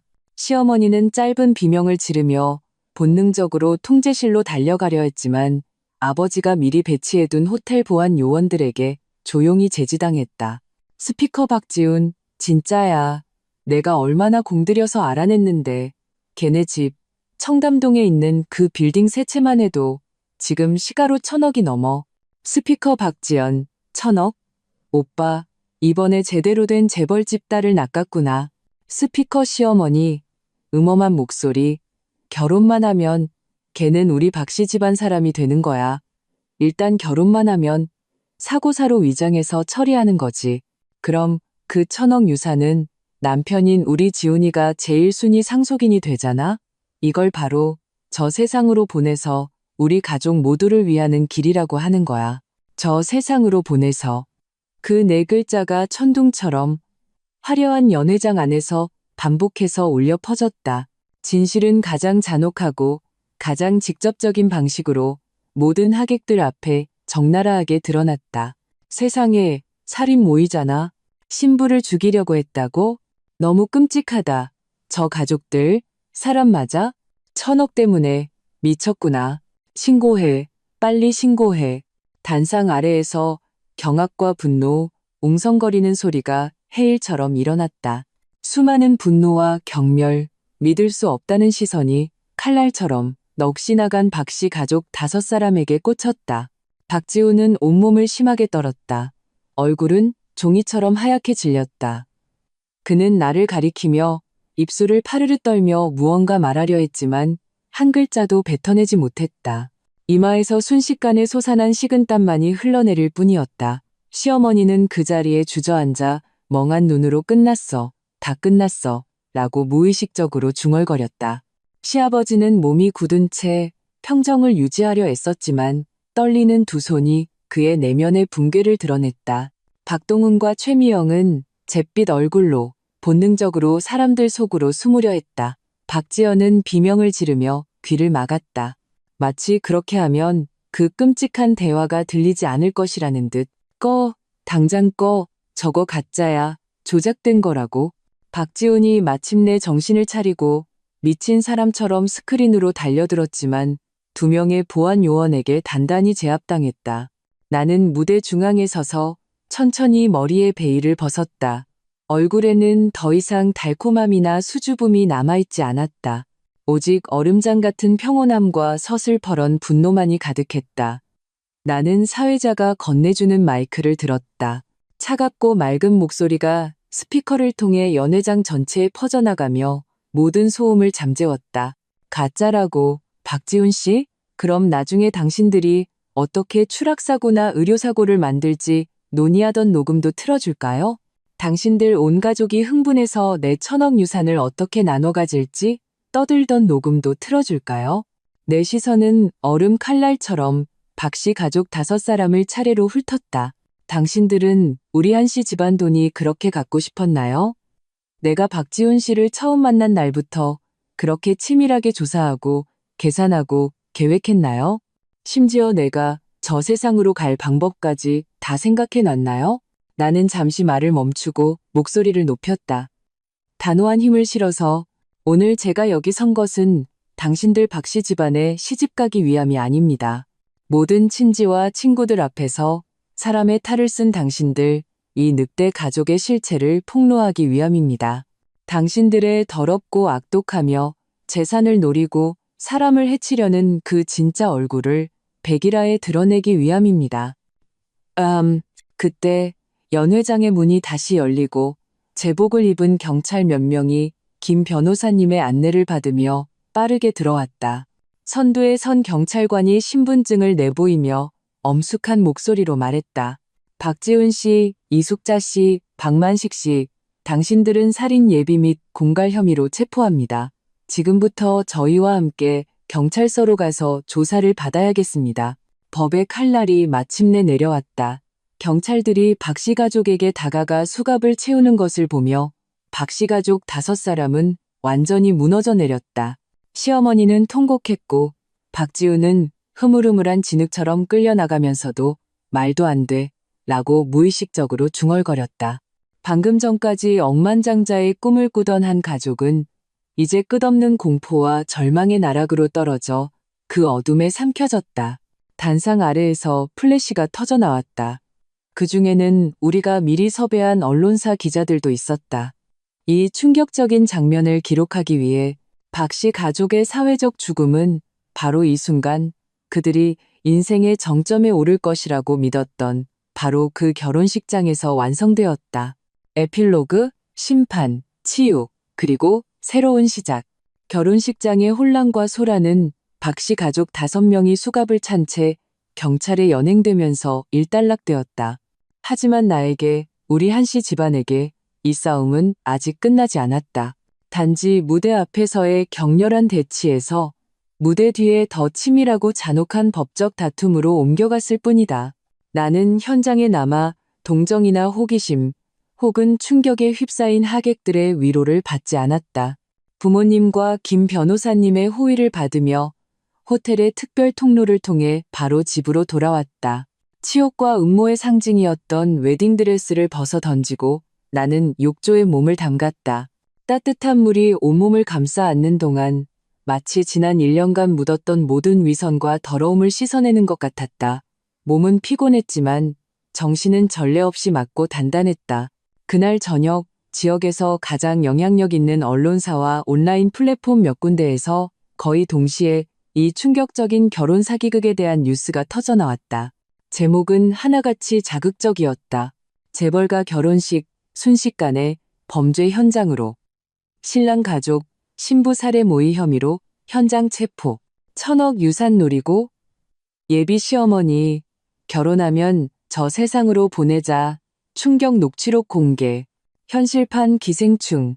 예비 신부의 통쾌한 반격. 결혼식장에서 살인모의 녹음 틀어. 뉴스에서는 나와 우리 가족에 대해 익명 및 모자이크 처리를 했지만 우리 측의 검토를 거쳐 공개된 결혼식장 영상 일부와 박씨 가족의 비밀 모의 녹취록 핵심 부분은 바이러스처럼 인터넷에 퍼져나갔다. 여론은 들끓었고 네티즌들의 분노는 완전히 폭발했다. 충격적이다. 저 가족은 그냥 악마네. 신부님 정말 멋지다. 침착하고 용감해 법의 엄중한 처벌을 지지합니다. 생각할수록 소름 돋네. 신부가 기지를 발휘하지 않았다면 상상만 해도 끔찍하다. 저 가족 상습범 아닌지 조사해봐야 한다. 너무 무섭다. 박 씨 가족 5명은 하룻밤 사이에 무명의 서민에서 전국적으로 유명한 악마 가족이 되었다. 사회적으로 완전히 철저하게 매장당했다. 그들이 살던 빌라는 기자들에게 둘러싸였고 친척과 친구들은 신상이 털려 인터넷상의 비난에 시달렸다. 우리가 이런 행위를 장려하지는 않았지만 여론의 분노는 걷잡을 수 없었다. 그야말로 신상 털기를 당하며 명예가 실추된 것이다. 그와 동시에 법의 톱니바퀴는 냉혹하고 정확하게 돌아가기 시작했다. 김 변호사님이 이끄는 엘리트 변호사팀은 경찰, 검찰과 긴밀히 협력했다. 우리가 사전에 수집한 모든 증거, 최초의 기억에 의한 진술부터 배경조사 보고서, 그리고 결혼식 전감식 카메라로 녹화한, 비록 첫날처럼 완전하지는 않지만 증거의 사슬을 형성하기에 충분한 여러 차례의 모의 장면, 그리고 결혼식장의 완전한 영상까지를 모두 제출했다. 증거는 명백했고 사실 관계는 분명했다. 박 씨 가족 5명은 구속된 후 산더미 같은 증거 앞에서 처음의 변명과 부인은 무력하기 짝이 없었다. 강력한 심리적 압박과 법의 위험 앞에서 그들의 심리적 방어선은 차례로 무너졌다. 시어머니 이숙자가 가장 먼저 무너졌다.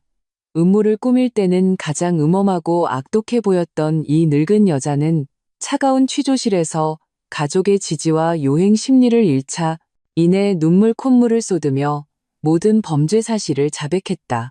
박지훈에게 우리 집안의 배경을 조사하라고 지시한 것, 약을 탄 것, 도사에게 사람 해치는 방법을 물어본 것까지 모두. 이 단서는 경찰에 의해 사실로 확인되어 기록되었다.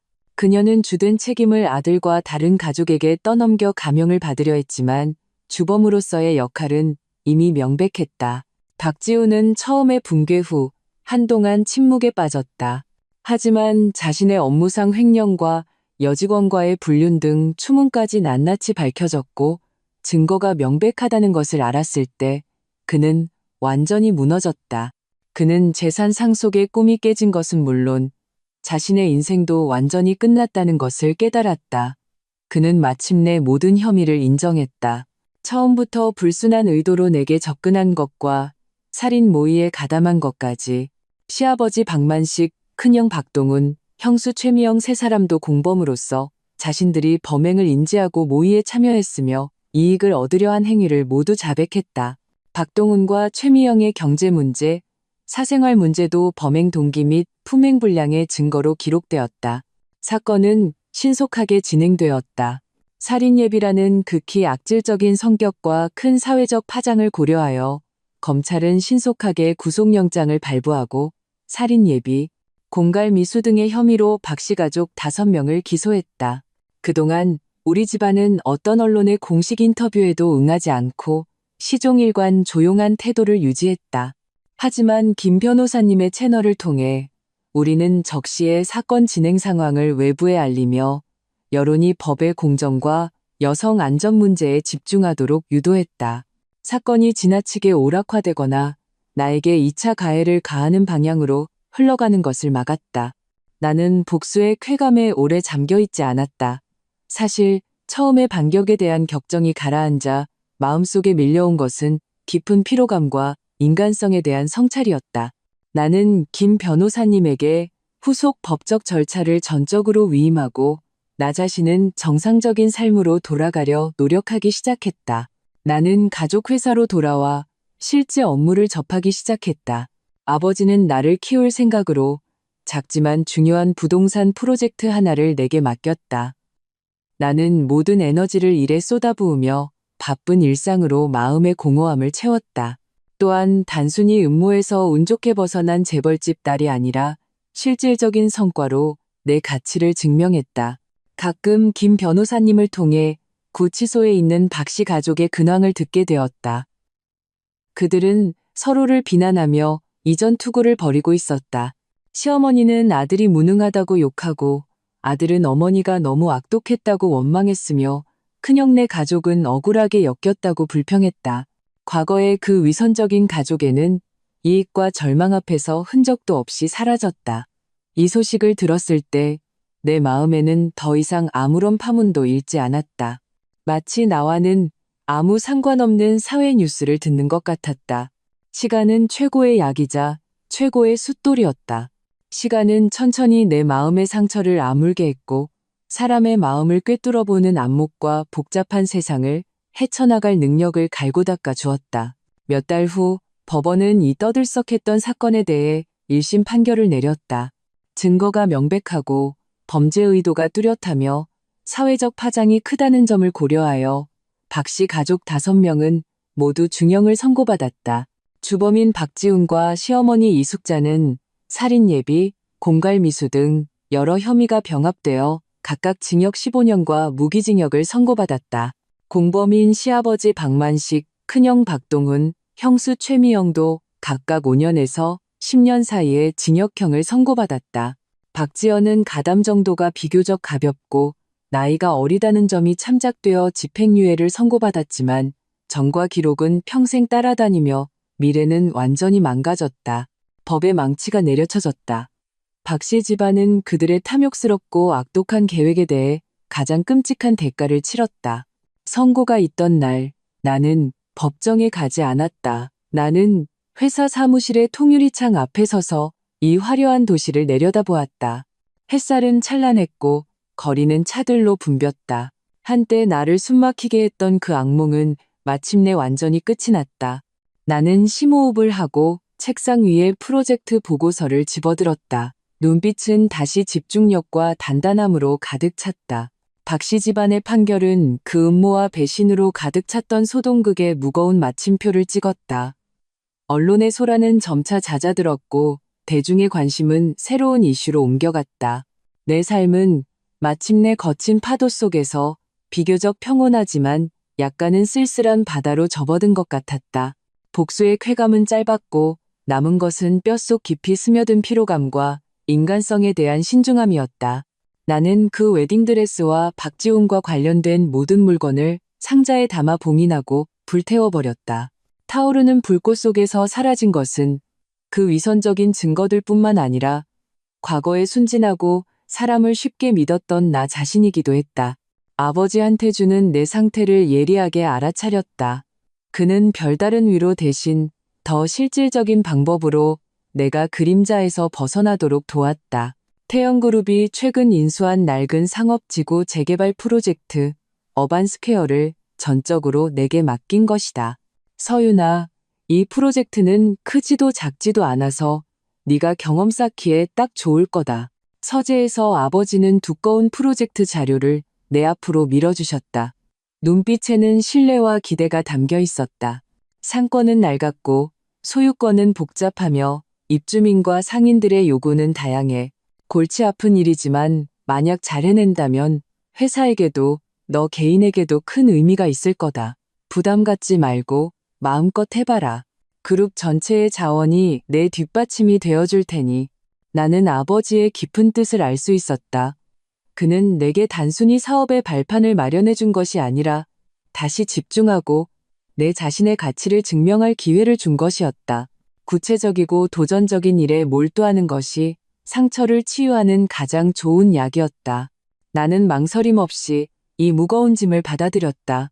그날부터 나는 거의 모든 에너지를 어반스퀘어 프로젝트에 쏟아부었다.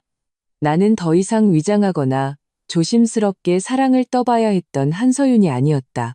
프로젝트 총괄이사 한서윤이었다. 나는 평범한 여자 신분을 연기하기 위해 입었던 저렴한 옷들을 벗어던지고 간결하고 세련된 정장을 입었다. 긴 머리는 단정하게 틀어 올렸고 눈빛에는 시련을 겪은 후에 날카로움과 차분함이 더해졌다. 프로젝트 초기에는 어려움이 많았다. 기존 상인들은 보상 안에 불만을 가졌고 알박기를 하는 사람들의 태도는 완강했다. 설계 계획은 역사적 풍경과 현대 상업의 요구를 모두 고려해야 해서 논쟁이 끊이지 않았다. 팀 내부에서도 갑자기 나타난 젊은 여성 총괄이사인 나에 대해 어느 정도 관망하거나 의심하는 분위기가 있었다. 하지만 나는 물러서지 않았다.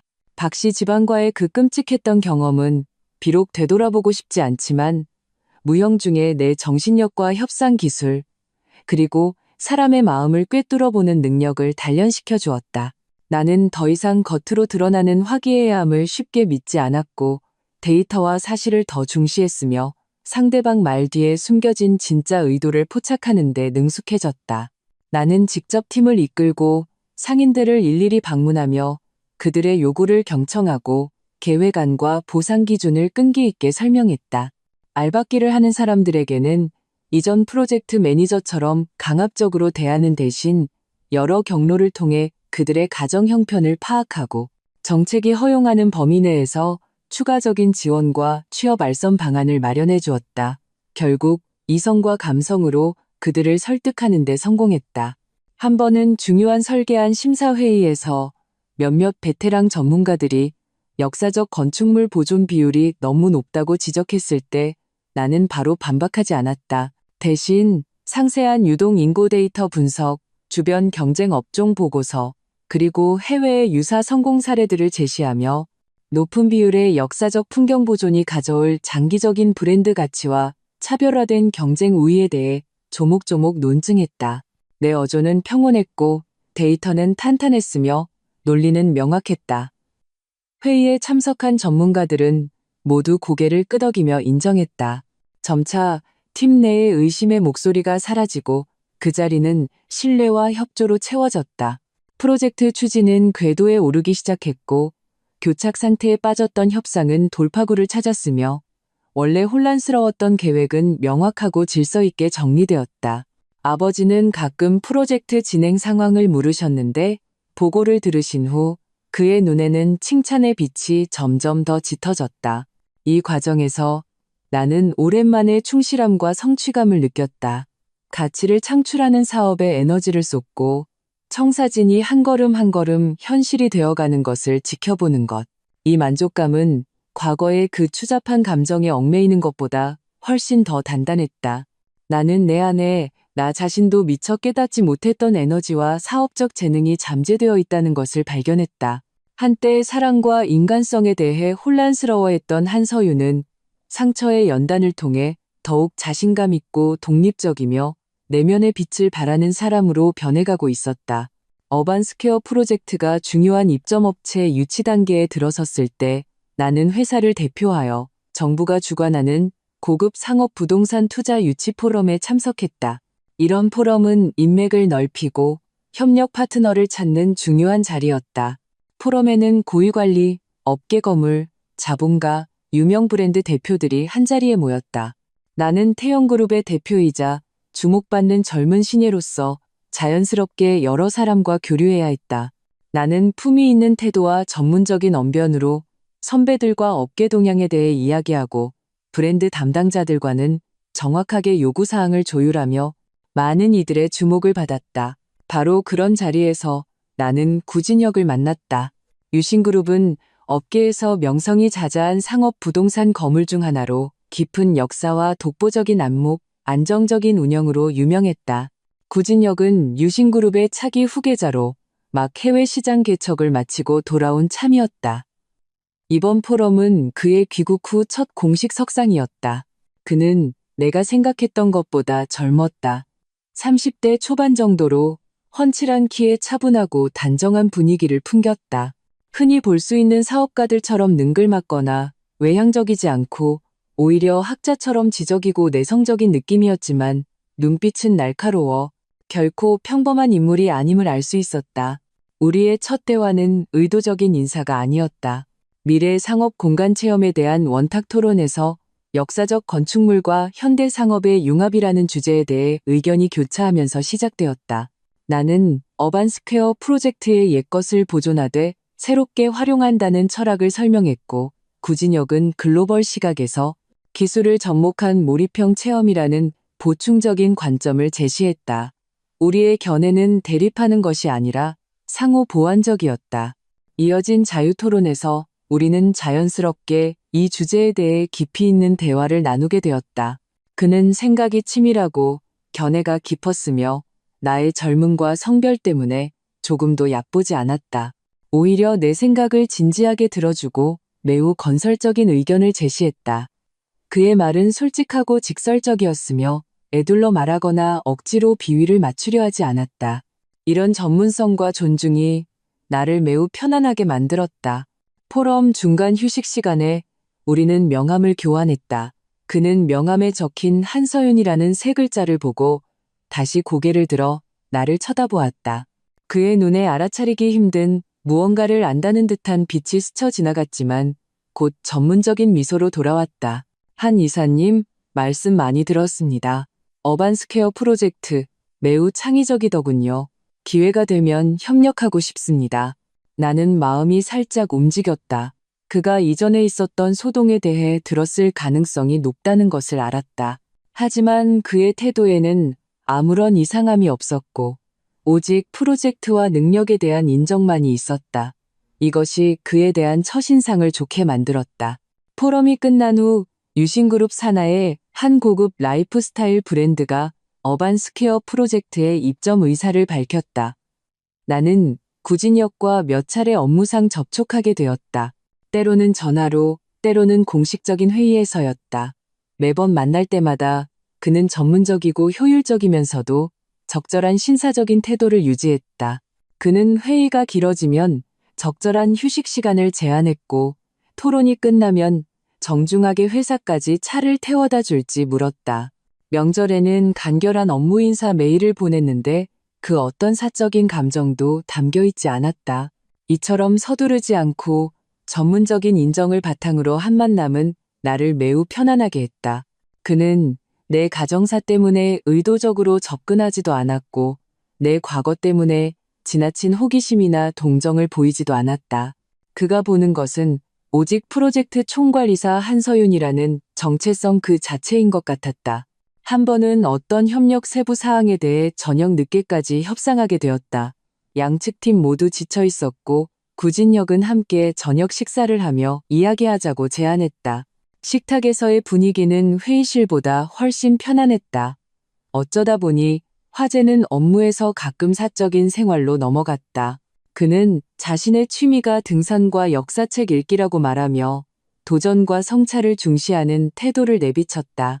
나는 간단하게 건축 디자인 관련 서적과 전시를 보는 것을 좋아한다고 말했다. 그는 듣고 나서 자연스럽게 말했다. 아름다운 것에 대한 감각을 유지하는 것은 우리 같은 일을 하는 사람에게 매우 중요합니다. 때로는 사업의 궁극적인 가치는 사람들의 삶의 질을 높이는 데 있으니까요. 그 말이 이상하게 내 마음을 움직였다. 그는 단순한 이윤 추구를 넘어 더 깊은 차원의 사업 철학을 보여주었다. 그것은 내가 어반스퀘어 프로젝트를 시작한 초심과도 일맥상통했다. 저녁 식사가 끝났을 때 그는 나를 차에 태워주었다. 밤의 어둠 속에서 그의 옆모습은 조금 부드러워 보였다. 그가 말했다. 한 이사님, 함께 일하게 되어 즐거웠습니다. 생각했던 것보다 훨씬 더 강인하고 생각도 깊으시군요. 그 말은 아주 가벼웠지만 마치 작은 돌멩이가 되어 오랫동안 잠잠했던 내 마음의 호수에 던져져 미세한 파문을 일으켰다. 나는 깨달았다. 구진혁은 아마도 박지훈과는 완전히 다른 종류의 사람일 것이다. 그의 세계는 넓고 질서정연하며 그의 목표는 명확하고 확고했다.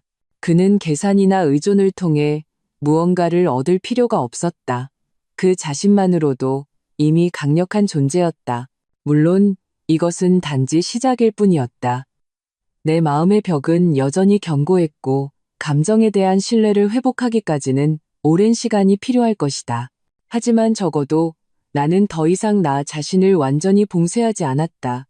사업에 집중하는 나는 점점 더 나아지고 있었고 조용히 나와 같은 주파수를 가진 뛰어난 사람을 끌어당기고 있었다. 구진혁과의 만남은 마치 산골짜기의 맑은 시냇물처럼 서두르지 않고 천천히 과거의 상처로 메마르고 갈라졌던 내 마음의 밭을 조용히 적셔주고 있었다. 우리의 관계는 시종일관 어반스퀘어 프로젝트를 중심으로 안정적으로 발전했다. 유신그룹의 고급 브랜드는 순조롭게 입점 계약을 맺었고 프로젝트의 핵심 주축이 되어주었다. 덕분에 후속 입점업체 유치 작업도 훨씬 수월해졌다. 업무상의 협력은 더욱더 완벽해졌다. 구진혁은 훌륭한 파트너였다. 그는 안목이 정확하고 결정이 과감했지만 결코 독단적이지 않았다. 항상 내 의견을 진지하게 들어주었다. 우리는 상점의 동선 설계부터 공공공간의 예술 설치물, 마케팅 활동 기획, 장기 운영 철학에 이르기까지 프로젝트의 세부 사항에 대해 자주 논의했다. 모든 교류는 마치 생각의 충돌과 융합 같았고 나에게 많은 것을 배우게 했으며 박지훈과는 비교할 수 없을 정도로 넓고 깊은 세계를 보여주었다. 그는 나의 전문성과 강인한 성격을 인정했고 나는 그의 원대한 비전과 차분한 기품을 존경했다. 이것은 상호 존중과 실력 인정을 바탕으로 한 평등한 관계였고 나에게 전례 없는 안정감과 안전함을 느끼게 했다. 업무 외적으로 우리의 교류는 여전히 절제되고 예의 바르게 이루어졌다. 그는 가끔 내가 관심을 가질 만한 업계 보고서나 건축 디자인 사례를 공유했고 나는 정중하게 답하며 감사를 표했다. 때로는 프로젝트 회의가 늦게 끝나면 그는 자연스럽게 차를 태워주겠다고 제안했고 나도 거의 거절하지 않았다. 차 안의 좁은 공간은 어색하지 않았다. 우리는 때로는 끝나지 않은 업무에 대해 계속 토론했고 때로는 최근에 본 전시나 어떤 경영서적에 대한 감상 같은 가벼운 주제로 대화했다. 한 번은 나를 집까지 바래다 주는 길에 신호대기 중에 그가 갑자기 입을 열었다. 말투는 평온했지만 알아차리기 힘든 걱정이 섞여 있었다. 요즘 보니 많이 피곤해 보이시네요. 어반스퀘어 마무리 단계가 가장 힘든 시기죠. 쉬엄쉬엄 하세요. 나는 조금 놀라서 그를 쳐다봤다. 그는 앞의 도로 상황에 집중하고 있었고 도시의 네온 불빛 속에서 그의 옆얼굴선은 유난히 선명했다. 나는 실제로 며칠 밤을 새워가며 최종 설계 도면과 입점 업체 목록을 확인했지만 잘 숨겼다고 생각했다. 괜찮아요. 프로젝트는 제 자식 같아서 항상 완벽하게 마무리하고 싶은 마음이 드네요. 나는 웃으며 가볍게 넘겼다. 그는 고개를 끄덕였다. 신호등이 녹색으로 바뀌자 그는 부드럽게 차를 출발시켰다. 하지만 좋은 관리자는 완급 조절을 더 잘해야 한다는 것도 기억하세요. 때로는 멈춰서 풍경을 보는 것이 더 먼 길을 가기 위함일 때도 있으니까요.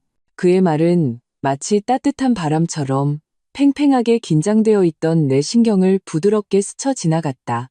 과도한 관심도 무례한 질문도 없이 단지 친구처럼 적절한 조언이었다. 이 느낌은 매우 기묘했다. 싸움과 방어 외에 이렇게 편안하고 자연스러운 관계도 있을 수 있다는 것을 깨닫게 해주었다. 어반스퀘어 프로젝트가 막바지에 다다르자 성대한 개장식이 예정되었다. 이것은 지난 1년여간의 내 노력과 능력에 대한 최종 평가이자 태영그룹의 중요한 이정표였다. 나는 엄청난 에너지를 쏟아부어 준비했고 사소한 것 하나까지 완벽을 기했다. 하지만 개장 일주일 전 예상치 못한 위기가 닥쳤다. 개장식 주 무대 장비와 조명, 음향을 담당하기로 했던 업체가 내부 경영난으로 갑자기 파산을 선언하며 계약을 이행할 수 없게 된 것이다. 이는 이전의 모든 무대 설계와 진행 계획을 처음부터 다시 해야 할 수도 있다는 의미였고 남은 시간은 단 7일 뿐이었다. 소식이 전해지자 프로젝트 팀은 순식간에 공황에 빠졌다. 임시로 동급의 규격을 갖추고 시간이 맞는 업체를 찾는 것은 매우 어려웠다. 설령 찾는다 해도 가격은 폭등할 것이고 결과물의 질도 보장할 수 없었다. 엄청난 압박감이 순식간에 덮쳐왔다. 몇몇 젊은 팀원들은 거의 울음을 터뜨릴 지경이었다. 나는 억지로 냉정을 유지하며 즉시 긴급 회의를 소집했다. 인원을 배치하여 모든 가능한 예비업체를 연락하도록 하고 동시에 수정안의 가능성을 평가했다. 하지만 나쁜 소식만 연이어 들려왔다. 거의 모든 대형업체의 스케줄은 꽉 차 있었다. 내가 막막함을 느끼고 있을 때 내 개인 휴대폰이 울렸다. 구진혁이었다. 한 이사님, 그쪽이 좀 곤란한 상황에 처했다고 들었습니다. 그의 목소리는 전화기 너머에서도 여전히 차분했다. 나는 그의 정보력에 조금 놀랐지만 지금은 그럴 겨를이 없었다. 간단하게 상황을 설명했다. 걱정 마세요. 그는 다 듣고 나서 아무렇지 않은 듯 말했다. 유신그룹이 오랫동안 협력해온 업계 최고의 이벤트 기획사가 있습니다. 장비와 전문성은 최고 수준이죠. 제가 방금 그쪽 책임자에게 연락했는데 마침 다음 주에 다른 도시에서 예정되어 있던 행사가 며칠 연기되었다고 하더군요. 핵심 팀과 장비를 일주일간 임시로 그쪽으로 보낼 수 있을 겁니다. 괜찮으시다면 제가 그 책임자에게 직접 연락하라고 하겠습니다. 세부 사항은 두 분이서 조율하시고요. 막다른 골목에서 길이 열렸다. 나는 휴대폰을 쥔 채 잠시 무슨 말을 해야 할지 몰랐다. 이것은 단순히 업체 문제를 해결해 준 것이 아니었다. 가뭄에 단비를 내려준 것이나 다름없었다.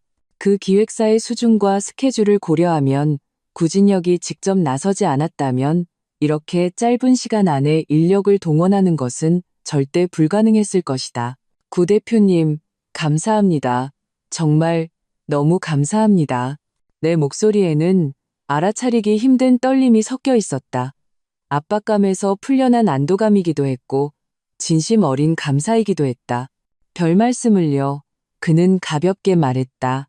어반스퀘어는 좋은 프로젝트입니다. 그 개장식은 완벽해야 마땅하죠. 저는 한 이사님의 능력을 믿습니다. 단지 이런 예상치 못한 변수가 최종 결과물에 영향을 미치는 것을 원치 않았을 뿐입니다. 그는 당신을 위해서라고 말하지 않았다. 대신 그 이유를 프로젝트에 대한 인정과 존중으로 돌렸다. 이것이 나를 더욱 편안하게 만들었고 그의 세심하고 배려 깊은 면모를 더 잘 느낄 수 있게 했다. 그의 도움으로 업체 위기는 순조롭게 해결되었다. 그 최고 수준의 팀은 전문성이 매우 높았고 원래 계획했던 효과를 완벽하게 구현했을 뿐만 아니라 몇 가지 더 나은 제안까지 해주었다. 개장식은 마침내 전례 없는 성공을 거두었다. 귀빈들이 구름처럼 모였고 언론의 호평이 쏟아졌다. 어반스퀘어 프로젝트는 단번에 큰 성공을 거두며 이 도시 상업 부동산 재개발의 모범 사례가 되었다. 성공 축하연에서 나는 프로젝트 총괄 이사로서 당연히 모든 이의 주목을 받았다. 나는 와인잔을 들고 사방에서 쏟아지는 축하 인사에 응하며 예의 바른 미소를 짓고 있었다. 하지만 내 시선은 무심코 사람들 속에서 그 단정한 모습을 찾고 있었다. 그는 멀지 않은 구석에서 몇몇 업계 선배들과 대화를 나누고 있었다. 태도는 여유로웠다. 내 시선을 느꼈는지 그는 고개를 돌려 사람들 너머로 내게 잔을 들어 보이며 살짝 신호를 보냈다. 입가에는 옅지만 진심 어린 미소가 걸려 있었다. 그 순간 모든 소음이 멀어지는 것 같았다. 나는 사람들 사이를 지나 그의 앞으로 걸어갔다. 구 대표님, 이번에 정말 덕분입니다. 나는 진심으로 말했다. 이사님 자신의 노력의 결과입니다. 그는 나를 보며 온화하고 집중된 눈빛으로 말했다. 한서윤 씨 정말 훌륭하게 해내셨습니다. 그는 처음으로 한 이사님이 아니라 내 이름을 직접 불렀다. 한서윤. 그 세 글자가 그의 입에서 나왔을 때 기묘한 무게감과 온도를 가지고 내 마음의 현을 가볍게 두드렸다. 축하연이 끝나고 그는 여전히 나를 집까지 바래다 주겠다고 했다. 차가 우리 집 앞에 멈췄다. 나는 안전벨트를 풀고 감사 인사를 하고 내리려 했다. 한서윤 씨, 그가 나를 불렀다. 말투는 조금 격식 있었고 드물게 망설임이 섞여 있었다. 프로젝트도 끝났으니 혹시 제가 친구로서 정식으로 저녁 식사를 대접할 영광을 얻을 수 있을까요? 일 얘기는 말고요. 그냥 대화를 나누고 싶습니다. 차 안은 매우 조용했다. 갑자기 빨라지는 내 심장 소리가 들리는 것 같았다. 나는 그의 눈을 보았다. 거기에는 솔직한 기대와 조심스러운 존중이 담겨 있었다. 어떤 강요나 계산도 없었다. 나는 속임수를 겪었고 인간성의 가장 깊은 악의를 보았다. 내 마음은 높은 벽을 쌓아 올렸다. 하지만 이 순간 내가 가장 도움이 필요할 때 손을 내밀어 주었지만 결코 그것을 빌미로 삼지 않고 시종일관 경계와 존중을 지켰던 이 남자를 보며 그 얼음으로 쌓아 올린 벽에 가는 금이 가는 것 같았다. 몇 초간의 침묵. 그 짧은 몇 초는 마치 무한히 길게 늘어나는 것 같았다.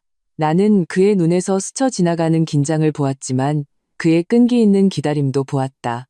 마침내 나는 심호흡을 하고 편안하고 진심에서 우러나온 미소를 지었다. 좋아요. 내 목소리가 들려왔다. 안도감 섞인 가벼움이 담겨 있었다.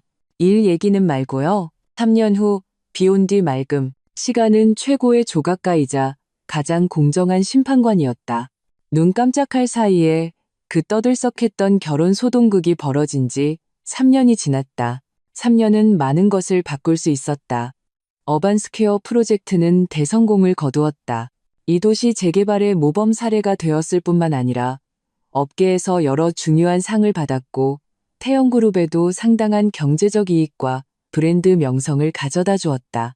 나 한서윤은 이 멋진 성과를 바탕으로 회사에서 완전히 자리를 잡았다. 아버지 한태준의 손에서 더 많은 핵심 업무를 넘겨받아 그룹의 명실상부한 부사장이 되었다. 나는 더 이상 가족의 날개 아래 숨거나 한씨 집안의 딸이라는 이름에 의존하는 소녀가 아니었다. 내 자신의 능력과 실적으로 존중을 얻어낸 비즈니스 엘리트였다. 그리고 더 중요한 변화는 내 내면과 생활에서 일어났다. 구진혁과의 관계는 우리가 처음 예상했던 것처럼 잔잔한 물처럼 서서히 깊어졌다.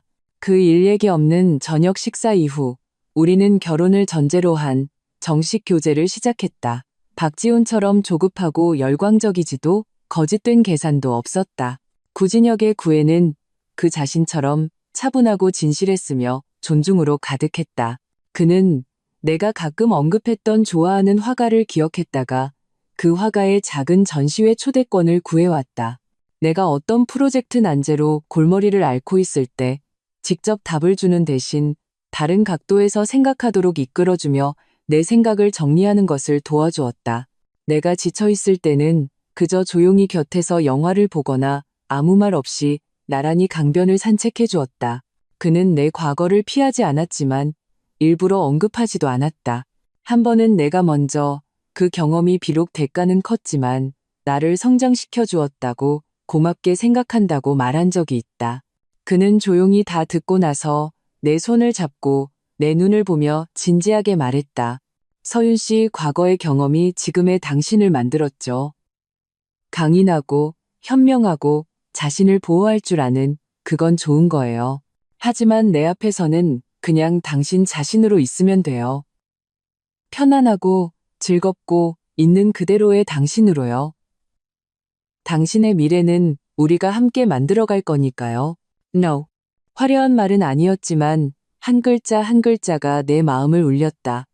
그 순간 내 마음속에 과거로 인해 쌓아 올렸던 마지막 얼음벽이 와르르 무너져 내렸다.